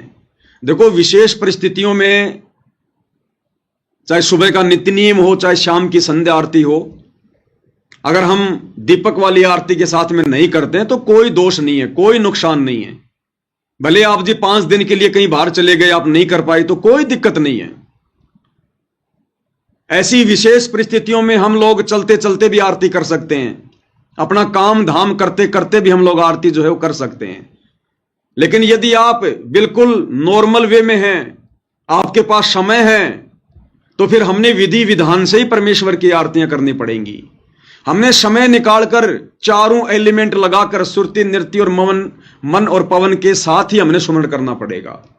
और उस सुमरण में जो आनंद होगा, उस सुमरण का जो धन जमा होगा, वो वारन पार होगा। तो वर्तमान में तो हमने भाई और बहनों कितना सावधान होकर इस भक्ति को ही अपने जीवन का अंतिम लक्ष्य मानकर, प्रथम कार्य मानकर, बाकी कार्य बाद में, भक्ति वाला कार्य प्रथम, आत्म कल्याण प्रथम है, बाकी दुनिया के काम बाद में है। और जिस समय आत्माएं इस विधि से भक्ति नहीं करती थी, फिर भी परमात्मा सत्संग में जिक्र कर रहे हैं, क्योंकि परमात्मा ने वो सत्संग उस समय केवल उसी समय को ध्यान में रख के नहीं किया, मालिक ने आगामी समय को ध्यान में रख के सत्संग किया। और गुरुदेव कह रहे हैं 1999 में कि हमारी माता बहनें 100 काम छोड़कर, अब बताओ भाई 100 काम में तो सारे काम आ गए, खाना बनाने का काम, झाड़ू निकालने का काम, कपड़े धोने का काम, बर्तन धोने का काम, बच्चों को नहलाने का काम, उनको कपड़े पहनाने का काम, सारे काम आ गए 100 कामों में। तो 100 काम तो होते भी नहीं है। और दूसरा 100 काम का मतलब होता है सारे सांसारिक झंझटों को छोड़कर। और क्या कह रहे हैं, बच्चों को साथ में लेकर बैठकर भक्ति करते हैं, आरती करते हैं। तो ये आदेश है गुरुदेव भगवान का। जब हम भी इसी प्रकार से अपने 100 काम छोड़कर और बैठकर यहां पर बैठने का मतलब है शांति से, जैसे पहले हम भागादौड़ी में आरती, भागादौड़ी में भक्ति मंत्र करते थे, तो यहां पर बैठने का मतलब है शांति से समय निकालकर अपने बच्चों को साथ में लेकर बैठ के भक्ति करती हैं। अब एक तरफ तो गुरुजी कहते हैं कि खाना बनाते बनाते भी कर लो, और यहां कह रहे हैं कि 100 काम छोड़कर हमारी माता बहनें बच्चों को साथ में लेकर भक्ति कर रही हैं। तो भाई और बहनों, हमने गुरुदेव के संकेतों को समझना पड़ेगा। आप विशेष परिस्थितियों में अपना कार्य करते करते आरती कर सकते हो, सुमरण कर सकते हो, लेकिन हमने ये रोजाना का रूटीन नहीं बनाना। ये मजबूरी आपको महीने में 2 बार आ सकती है, 3 बार आ सकती है, ज्यादा से ज्यादा 5 बार आ सकती है। उन मजबूरी में तो हम लोग आरती वारती ऐसे कर सकते हैं, अपना ऑडियो वीडियो में लगा के या जैसे भी है, अपना कोई कार्य जो है वो करते करते। आप कहीं जा रहे हो, आप अपनी गाड़ी में आरती लगा लो, 2-4 भगत हो तो वैसे अपनी लेके भक्ति बोध अपना बैठे बैठे आरती कर लो, ये विशेष परिस्थितियों में। बाकी यदि आप घर पर हो, नॉर्मल वे में हो, तो फिर आपने विधि विधान से ही परमेश्वर की शास्त्र अनुकूल भक्ति करनी पड़ेगी। तभी ये माना जाएगा कि हमने 100 कार्यों को छोड़कर भक्ति को प्रथम महत्व दिया है। तब भाई और बहनों परमात्मा प्रसन्न होंगे। वे तो अंतर्यामी हैं, उनको दिखाने और बताने की जरूरत नहीं है। तो क्या कहते हैं गुरुदेव भगवान, क्या संदेशा दे रहे हैं? भाई और बहनों, ये शॉर्ट वीडियो अब हमने दोबारा सुनने को नहीं मिलेंगे, ये फाइनल वीडियो बन रहे हैं। और हो सकता है गुरुदेव भगवान के आने के बाद ये पवन दास या मेरे जैसे अन्य सत्सेवक भाई बहन जो परमेश्वर का संदेशा दे रहे हैं, हो सकता है हम भाई बहन आप लोगों को सोशल मीडिया पर दिखाई भी ना दें। हमारे सामने 2 ही ऑप्शन होंगे उस समय, 2 ही ऑप्शन, तीसरा ऑप्शन नहीं होगा। हमारा सबसे पहला ऑप्शन तो होगा बिल्कुल दुनिया से हटकर और एकांत में रहकर अपना साधारण सा जीवन व्यतीत करते हुए अपनी भक्ति करना। और दूसरा ऑप्शन, भाई परमात्मा की कोई विशेष रजा हो जाए, परमात्मा कोई विशेष सेवा दे दे, तो फिर हम गुरुदेव भगवान की सेवा में बिजी रहेंगे। फिर हमारी ड्यूटी समाप्त हो जाएगी, फिर उस समय संगत को समझाने की। फिर बाप आ जाएगा, अरे जब तक हॉस्पिटल में बड़ा डॉक्टर नहीं होता तब तक ही कंपाउंडर की ड्यूटी होती है मरीज को संभालने की, गोली दवाई देने की, छोटा मोटा इंजेक्शन लगाने की, उसको जो है वो ग्लूकोज वगैरह देने की, कोई जो है मरहम पट्टी करने की। और जब डॉक्टर आ जाता हॉस्पिटल में, फिर कंपाउंडर का काम खत्म हो जाता है, फिर डॉक्टर संभालता है सारी कमान। तो हम कुछ एक सत्सेवक भाई बहन आज गुरुदेव भगवान की गैर हाजिरी में उस कंपाउंडर की भूमिका निभा रहे हैं, अपने शुभ कर्म बना रहे हैं, अपनी सेवा लगा रहे हैं। डॉक्टर साहब के आने के बाद फिर हमारा कोई वजूद नहीं, कोई औचित्य नहीं है। फिर हम अपना वही काम करेंगे जो डॉक्टर जी ने हमें दिया हुआ है। तो क्या कह रहे हैं गुरुदेव भगवान, 100 काम छोड़कर। और ये रिहर्सल यदि हम गुरुदेव भगवान के हिसार जेल से अपने मिशन को पूरा करने से पहले पहले अगर बना लें तो आप और हमारे भले में होगा। आप सोचेंगे गुरु जी के आने के बाद हम सही भक्ति करेंगे, गुरु जी के आने के बाद हम भगत बन जाएंगे। ये दिलो दिमाग से निकाल देना ये बात आप, कि गुरु जी के आने के बाद आप भगत बन जाओगे। गुरु जी जेल में बैठे इसलिए हैं कि मेरी गैर हाजिरी में जो भगत बन गया सो बन गया, आने के बाद तो दुनिया भगत बनेगी। लूला लंगड़ा ज्ञानी अज्ञानी सभी अपनी जान बचाने के लिए उनको अपना बाप बाप कहेंगे। आज वर्तमान में है भगत बनने का मौका, भक्ति करने का मौका। इन्हीं परिस्थितियों में भक्ति हो सकती है, भगत की पहचान हो सकती है। आने वाले समय में तो फिर से वही समय आ जाएगा जो समय 1994 से 2014 तक था। भक्ति भाव भादो नदी सब चले गहराए। तो गुरुदेव के आने के बाद फिर से पूरा विश्व टूट पड़ेगा। भक्ति भाव भादो नदी सब चले गहराए। ये जो बीच का समय दिया है गुरुदेव ने 2014 से, और जब तक गुरुदेव भगवान हिसार जेल से बाहर नहीं आते हैं तब तक ही भक्ति करने का, भगत बनने का चांस है। उसके बाद तो आपको एक गधा भी आपको भगत बना दिखाई देगा, भगत बना, साधु बना दिखाई देगा। तो क्या कह रहे हैं गुरुदेव भगवान? कम से कम भी 20,000 व्यक्ति हैं, 40,000 संगत है, और जिसमें 20,000 तो ऐसे हैं जो दुख से सुख में आए। अरे उनके घर में छोटे छोटे बच्चे भी परमात्मा की आरती करते। मेरे ख्याल में ऋषि भी फेल है हमारे परिवारों के सामने, इनके घर में जाकर देखा करो। 100 काम छोड़कर हमारी बहन बेटी अपने बच्चों और सारन बिठाकर आरती करती है। और कम से कम 10,000 परिवार ऐसे। दोबारा सुन लो, 100 काम छोड़कर, 100 काम छोड़कर हमारी बहन बेटी अपने बच्चों और सारन बिठाकर, एक बार फिर से, 100 काम छोड़कर हमारी बहन बेटी अपने बच्चों और सारन बिठाकर आरती करती है। 100 काम छोड़कर हमारी बहन बेटियां अपने बच्चों को साथ में बैठा के अपनी भक्ति करती हैं, आरतियां करती हैं। जबकि उस समय भाइयों और बहनों 100 काम छोड़ के कोई भी माता बहन ये भक्ति नहीं कर रही थी। लेकिन परमात्मा फिर भी अपने बच्चों को जो है बढ़ाई देते हैं, बढ़ाई, उनकी पीठ थपथपाते हैं ताकि इन बातों को सुनकर दूसरों को प्रेरणा मिले। उस समय कर कोई नहीं रहा था, लेकिन गुरुजी अगर सत्संग में इस प्रकार की बातें बोल रहे हैं तो दूसरे सुनने वाले भक्तों को यह प्रेरणा मिलेगी कि भाई इसका मतलब मुझे भी 100 काम छोड़ के बैठ के भक्ति करनी चाहिए। इसलिए परमात्मा कुछ बातें अपनी तरफ से कहते हैं। अरे जब आज बसंत सैनी जैसे भगत कहां 1999 की बात कर रहे हैं गुरुजी, और आज 2025, इस बसंत सैनी तो सन 2000 में नाम ले लिया था। जब आज ये बसंत सैनी 100 काम छोड़कर भक्ति गई बाढ़ में भक्तों की पिटाई करने आ गया, तो उस समय कहां हमारी माता बहनें 100 काम छोड़कर भक्ति कर रही होंगी। जब आज 20 साल बाद भी ये लोग अपने 100 काम छोड़कर भक्तों को मारना अपना जो हम टारगेट बना रखे हैं, 100 काम छोड़कर राजनेताओं की रैलियों में जाना, 100 काम छोड़कर अन्नपूर्णा मुहिम के तहत अपना समय बर्बाद करना, 100 काम छोड़कर और जाटों की धर्मशाला बनवाना, 100 काम छोड़ के स्टेडियम बनवाना, 100 काम छोड़ के भक्तों को इन आश्रमों में मिट्टी ढोने के काम में लगाना गधे की तरह। अरे आश्रम में कोई भक्ति के लिए जाता है या वहां पे कोई मजदूरी के लिए जाता है? ये भगवान इस गंदे लोक में हमसे मजदूरी करवाने आता है क्या? आश्रम बनवाने आता है क्या? लेकिन यहां काल ने भक्तों को गधा बना दिया, मजदूर बना दिया, मजदूर। तो सोचिए 1999 में कौन 100 काम छोड़ के भक्ति कर रहा होगा। लेकिन ये परमात्मा तो अपने बच्चों को मुफ्त में बढ़ाई देते, मुफ्त में बढ़ाई। और उस समय के ये वचन आज आप और हमारे काम आएंगे, आप और हमारे काम, कि जब 1999 में भी 100 काम छोड़ के भक्ति करने की जरूरत थी, तो आज तो भाई भक्ति का पीक टाइम है। आज तो 1000 काम छोड़ के हमने इस परमात्मा की भक्ति को प्रथम वैरायटी देनी पड़ेगी, प्रथम प्रायोरिटी देनी पड़ेगी। क्या कह रहे हैं परमेश्वर? परमात्मा की आरती करके मेरे ख्याल में ऋषि भी फेल है हमारे परिवारों के सामने। इनके घर में जाकर देखा करो, 100 काम छोड़कर हमारी बहन बेटी अपने बच्चे और सारन बिठाकर आरती करती, और कम से कम 10,000 परिवार ऐसे हैं जो दारू से बर्बाद हो चुके थे, तो इतना बुरा हाल कर रखा था।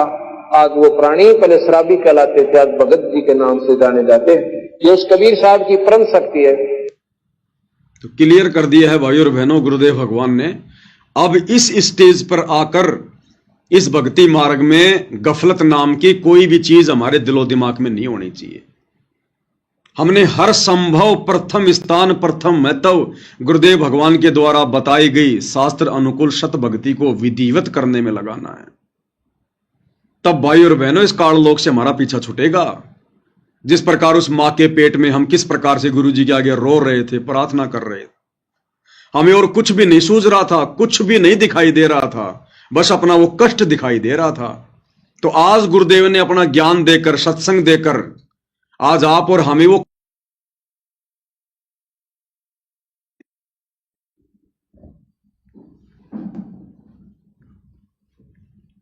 लाइट चली गई, लाइव डिस्कनेक्ट हो गया क्या?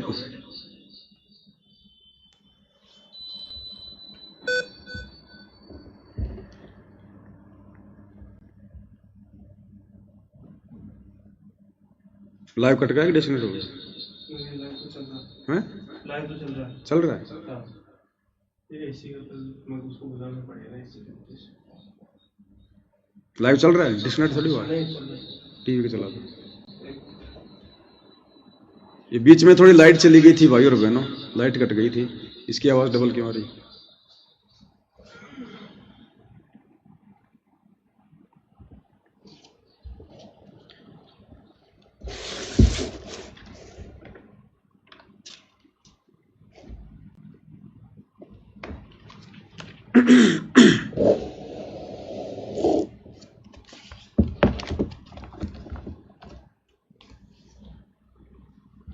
चल रहने दे, कोई दिक्कत नहीं, छोड़ नहीं हो रहा तो भाई और बहनों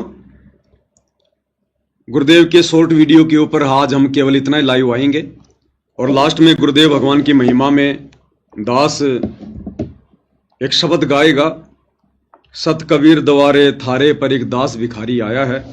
शब्द का खुलासा हम पहले मालिक के ज्ञान आधार से वीडियो में जो है वो कर चुके हैं, केवल परमेश्वर की महिमा करेंगे। बंदी छोड़ सतगुरु रामपाल जी भगवान की जय हो। सत कबीर द्वारे क्या हुआ? सत कबीर दवारे थारे पर एक दास भिखारी आया है भगति की भिक्षा दे दीजो मेद कटोरा लाया है भगति की भिक्षा दे दीजो उम्मीद कटोरा लाया है। तज नरसी वाले ठाठ नहीं मैं धन्ना जैसा जाट नहीं। तज नरसी वाले ठाठ नहीं मैं धन्ना जैसा जाट नहीं। मेरी मोर धवज सी साठ नहीं जिसने लड़का चीर चढ़ाया है। मेरी मोर धवज सी साठ नहीं जिसने लड़का चीर चढ़ाया है। भक्ति की भिक्षा दे दीजो उम्मीद कटोरा लाया है। शत कबीर दवारे थारे पर एक दास भिखारी आया है। भक्ति की भिक्षा दे दीजो उम्मीद कटोरा लाया। शेख फरीद जैसा तप नहीं मेरा वाल्मीक जैसा जप नहीं। शेख फरीद जैसा तप नहीं मेरा वाल्मीक जैसा जप नहीं। मंसूर सियानल हक नहीं जिसने टुकड़े शरीर कराया है। मंसूर सियानल हक नहीं जिसने टुकड़े शरीर कराया। भक्ति की भिक्षा दे दीजो उम्मीद कटोरा लाया है। सत कबीर दवारे थारे पर एक दास भिखारी आया है। भक्ति की भिक्षा दे दीजो उम्मीद कटोरा। धोरो जैसी आस नहीं प्रहलाद जैसा विश्वास नहीं। धोरो जैसी आश नहीं मेरा प्रहलाद जैसा विश्वास नहीं। मेरा मीरा जैसा रास नहीं जिसने रो और नाच रिझाया है। मेरा मीरा जैसा रास नहीं जिसने रो और नाच रिझाया है। भक्ति की भिक्षा दे दीजो उम्मीद कटोरा लाया है। सत कबीर दवारे थारे पर एक दास भिखारी आया है। भक्ति की भिक्षा दे दीजो उम्मीद कटोरा।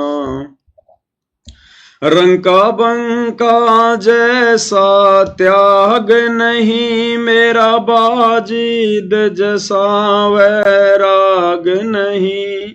रंका बंका जैसा त्याग नहीं मेरा बाजीद जैसा वैराग नहीं। मेरा कर्मा जैसा भाग नहीं जिसका आण खिचड़ा खाया है। मेरा कर्मा जैसा भाग नहीं जिसका आण खिचड़ा खाया है। भक्ति की भिक्षा दे दीजो, उम्मीद कटोरा लाया है। सत कबीर दवारे थारे पर, एक दास भिखारी आया है। भक्ति की भिक्षा दे दीजो, उम्मीद कटोरा।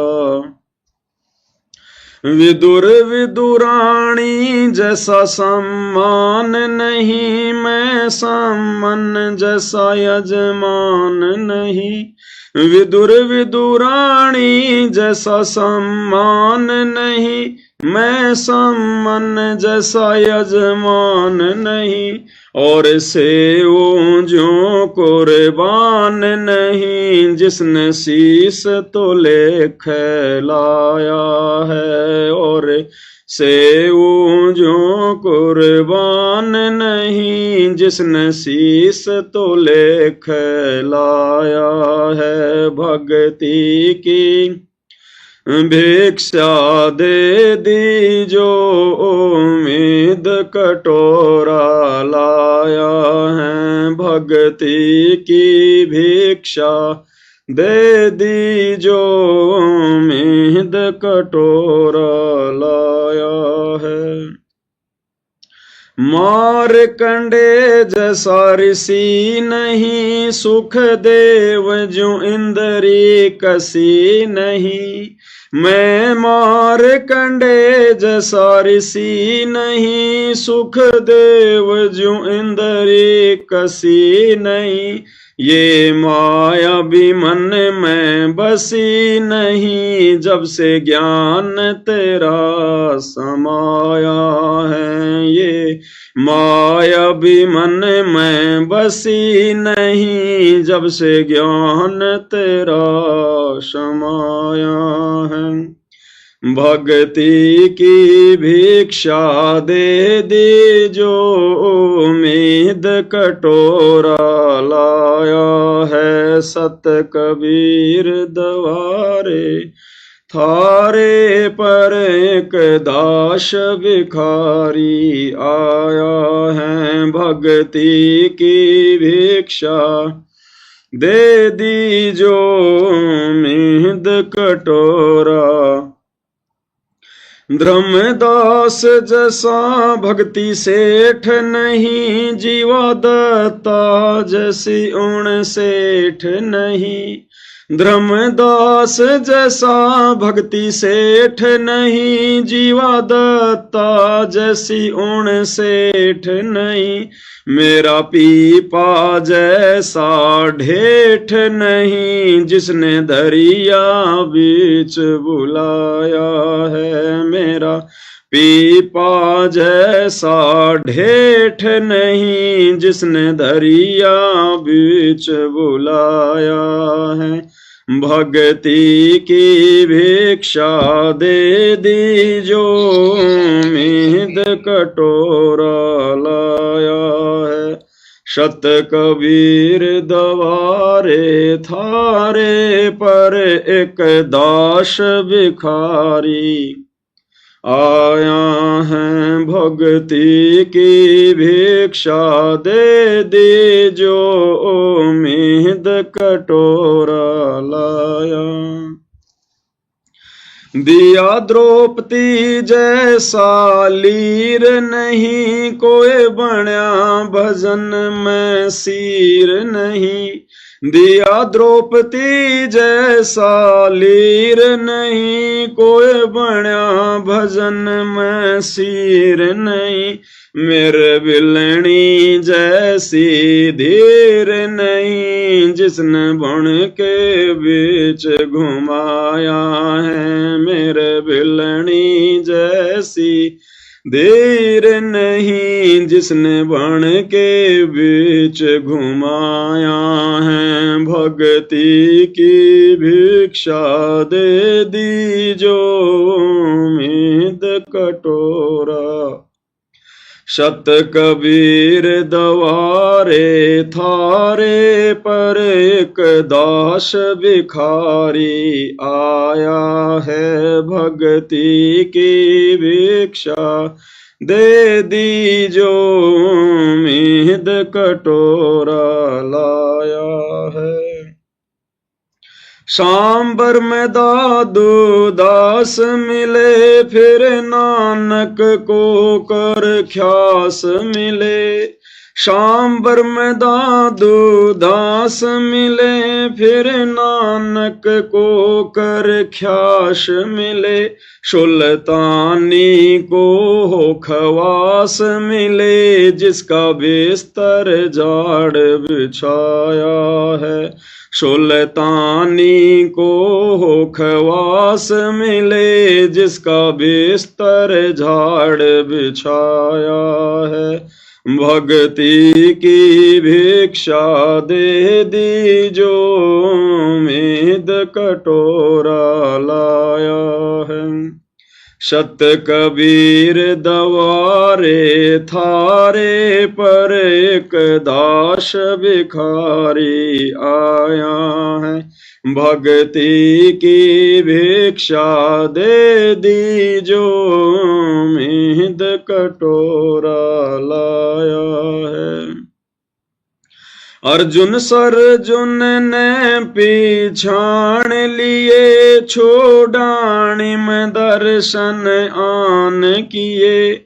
अर्जुन सर्जुन ने पीछाण लिए छोड़ाणी में दर्शन आन किए। ये रानी ननद उन जान लिए बलराम पिता जनाया है। ये रानी ननद उन जान लिए बलराम पिता जनाया है। भक्ति की भिक्षा दे दीजो उम्मीद कटोरा लाया है। सत कबीर दवारे थारे पर एक दास भिखारी आया है। संतोष दास को पार किया बनखंडी का उद्धार किया। संतोष दास को पार किया बनखंडी का उद्धार किया। एक भूमण भगत से प्यार किया जो शरणा थारी आया है। एक भूमण भगत से प्यार किया जो शरणा थारी आया है। भक्ति की भिक्षा दे दीजो उम्मीद कटोरा लाया है। सत कबीर दवारे थारे पर एक दास भिखारी आया है। भक्ति की भिक्षा दे दीजो उम्मीद कटोरा लाया है।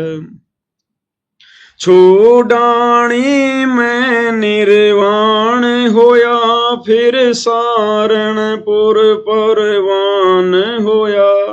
छोड़ाणी में निर्वाण होया फिर सारणपुर परवान होया। घिसा संत के खड़े आण होया जहाँ जीता दास चिताया है। घिसा शांत के खड़े आण हुआ जहाँ जीता दास चिताया है। भक्ति की भिक्षा दे दीजो उम्मीद कटोरा लाया है। सत कबीर दवारे थारे पर एक दास भिखारी आया है। भक्ति की भिक्षा दे दीजो मीद कटोरा लाया हूँ। गणिका जैसे पाप किए और अजामेल से आघात किए। गणिका जैसे पाप किए और अजामेल से आघात किए। साथ किस विद ये नाथ लिए समदृष्टि फर्ज निभाया है।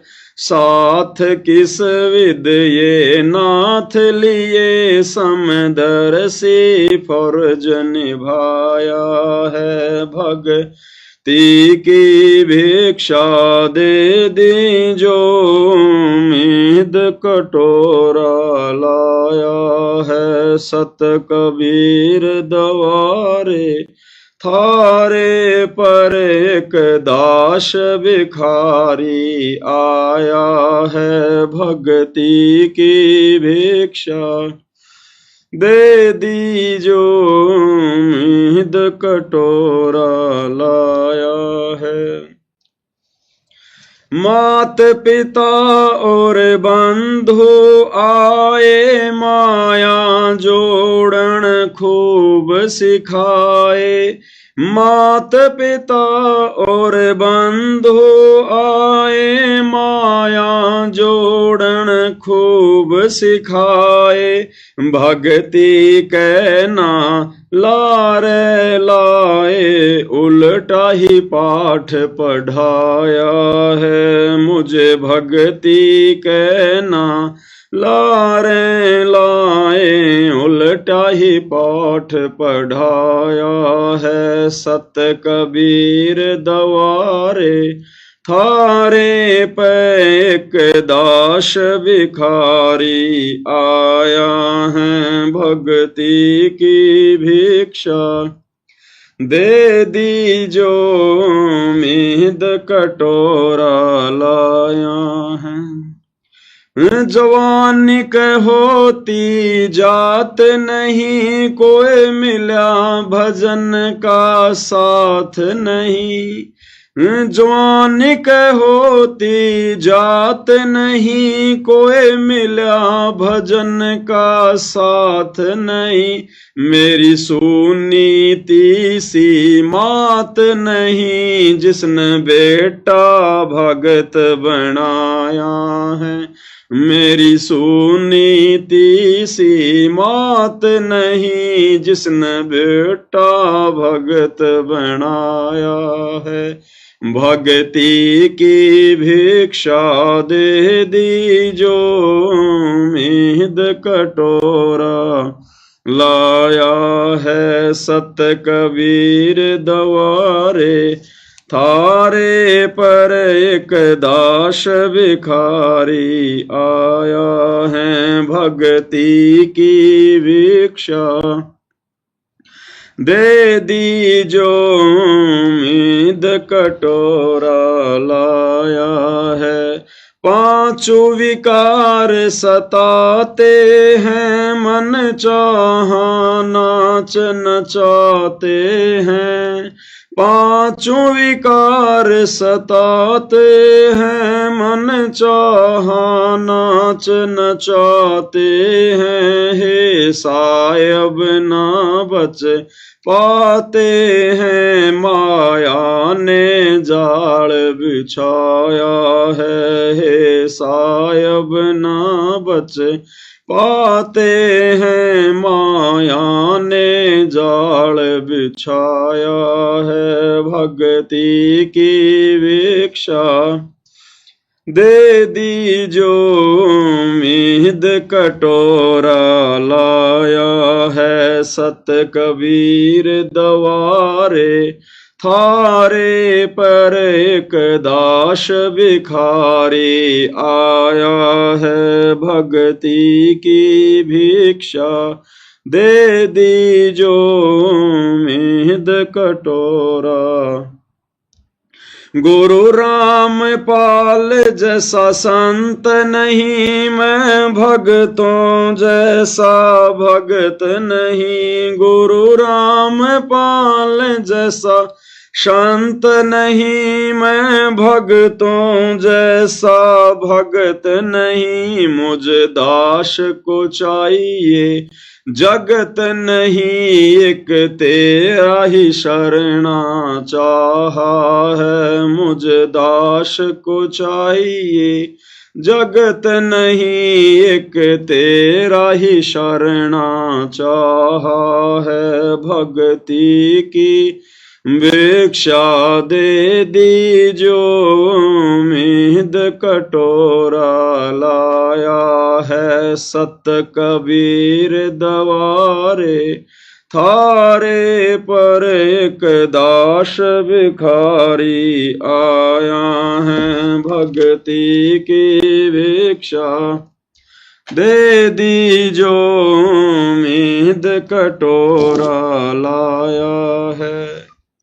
तो भाइयों और बहनों, बहुत बड़ी दया, बहुत बड़ी मेहर सारी सृष्टि के सृजनहार सतगुरु रामपाल जी परमेश्वर जी की। और भाइयों और बहनों, एक बहुत ही अच्छी बात, क्योंकि सात संगतियां परमात्मा ने इसीलिए कलयुग की बिचली पीढ़ी में शुरू करवाई हैं कि साध संगति से भेद जो पाया और सतगुरु रामपाल जी परमेश्वर जी ने सफल बनाया। यानी गुरुदेव भगवान के आशीर्वाद से सात संगतियां सफलता की ओर आगे बढ़ रही हैं। और सात संगति क्यों रखवाई परमात्मा ने? भक्ति मार्ग के गूढ़ रहस्यों की जानकारी के लिए। ना जाने परमात्मा किस भगत भाई बहन में प्रेरणा करके कौन सी बातें बुलवा दें, और ना जाने वो चोट किस भगत के लग जाए, उसका जीवन सफल हो जाए। इसीलिए परमेश्वर सात संगतियां रखवाते हैं। तो आज एक छोटी सी सात संगति थी। हम कुछ एक भगत भाई बहन वहां बैठे हुए थे, और उत्तर प्रदेश के बनारस से हमारी जो सुनीता बहन है वो भी आई हुई थी। तो बहन के मुख से परमात्मा ने एक शब्द निकलवाया कि वह जब हमें पता चल गया कि हमारे गुरुदेव भगवान कोई आम प्राणी नहीं है, आम संत नहीं है, ना कोई ये दुनिया भर के काल के द्वारा भेजे गए साधु संतों की तरह कोई सामान्य संत हैं। अरे गुरु गुरु तो बहुत हैं भाई, गांव गांव में गुरु बैठे, नगर नगर में गुरु बैठे, हर पंथ में गुरु हैं। और हम भी अपने गुरुजी को गुरुजी गुरुजी गुरुजी गुरुजी, तो फिर हम इनको गुरुजी गुरुजी कहेंगे तो गुरु ही मानते रहेंगे। इसलिए अब हमने अपने गुरुदेव भगवान को परमपिता परमेश्वर कहकर पुकारना है, परमात्मा जी कहकर पुकारना है, भगवान कहकर पुकारना है, परमेश्वर कहकर पुकारना है। जैसे हम बातें करते हैं ना कि भाई गुरुजी ने एक सत्संग में ऐसी बात कही है, तो अब हमने क्या बोलना चाहिए कि परमात्मा ने एक सत्संग में ऐसी बात कही है, परमेश्वर ने एक सत्संग में ऐसी बात कही है। अगर हम गुरु गुरु करते रहेंगे, गुरुजी करते रहेंगे, तो गुरुजी वाले भाव रहेंगे हमारे अंदर। इसलिए अब हम सत्सेवक भाई बहनों ने, और ये दास भी आज के बाद कोशिश करेगा भाई और बहनों, उस बहन की बातें बिल्कुल ज्ञान आधार से हैं, सत्य हैं, सभी भगत भाई बहनों ने अमल करनी चाहिए। और अब हम अपने परमपिता परमेश्वर को गुरुजी ना कहकर, क्योंकि गुरुजी की तो वे केवल एक भूमिका करते हैं, क्योंकि गुरु के बिना ज्ञान नहीं हो सकता। तो गुरु की तो केवल वो भूमिका कर रहे हैं। असल में क्या है? असल में परमेश्वर हैं। परमेश्वर, जगत गुरु, परमात्मा, पूर्ण ब्रह्म, परम अक्षर ब्रह्म, सत्य पुरुष, अकाल मूर्त शब्द स्वरूपी राम, ये हैं उस परमेश्वर के रियल नाम। तो हम सभी भगत भाई बहन कोशिश करेंगे आज के बाद, जब भी हम अपने मुख से अपने गुरुदेव भगवान को लेकर कोई बात कहें, कोई शब्द कहें, तो हम उन्हें परमेश्वर का दर्जा दें। हालांकि वे तो पहले से ही दर्जा प्राप्त हैं, लेकिन आप और हमने रिहर्सल करनी पड़ेगी भाई और बहनों, इस परमेश्वर को अपने हृदय में बैठाने के लिए। और एक सत्संग में गुरुदेव भगवान ने हमें कह भी रखा है कि जब भी आप कोई बातें करते हो इस दास के विषय में, यानी गुरुदेव अपने लिए कह रहे हैं कि जब भी आप इस दास के विषय में कोई बातें करते हो, तो आपने ये नहीं सोचना कि मैं गुरुजी के बारे में बोल रहा हूं, गुरुजी के बारे में सोच रहा हूं। नहीं, मैं परमात्मा के बारे में सोच रहा हूं, मैं परमात्मा के बारे में बोल रहा हूं। तो आज के बाद हम कोशिश करेंगे गुरु और गुरुजी शब्द को बहुत ही कम यूज करेंगे। अगर अनजाने में जुबान पे आ गया तो अलग बात है, अन्यथा हम परमेश्वर या परमात्मा इन दोनों शब्दों का ज्यादातर प्रयोग करेंगे, क्योंकि साध संगति से भाई और बहनों हमें सीखने को मिलता है। तो आज के लाइव वीडियो में केवल इतना ही। गुरुदेव भगवान के आशीर्वाद से फिर आगे परमात्मा समय देंगे तो जरूर उनकी सेवा में हाजिर होंगे। तब तक गुरुदेव भगवान हम सभी को आशीर्वाद दें, आज्ञा दें, सद्बुद्धि दें। परमेश्वर हम सबका मार्गदर्शन करें। बंदी छोड़ सतगुरु रामपाल जी परमेश्वर जी की जय हो।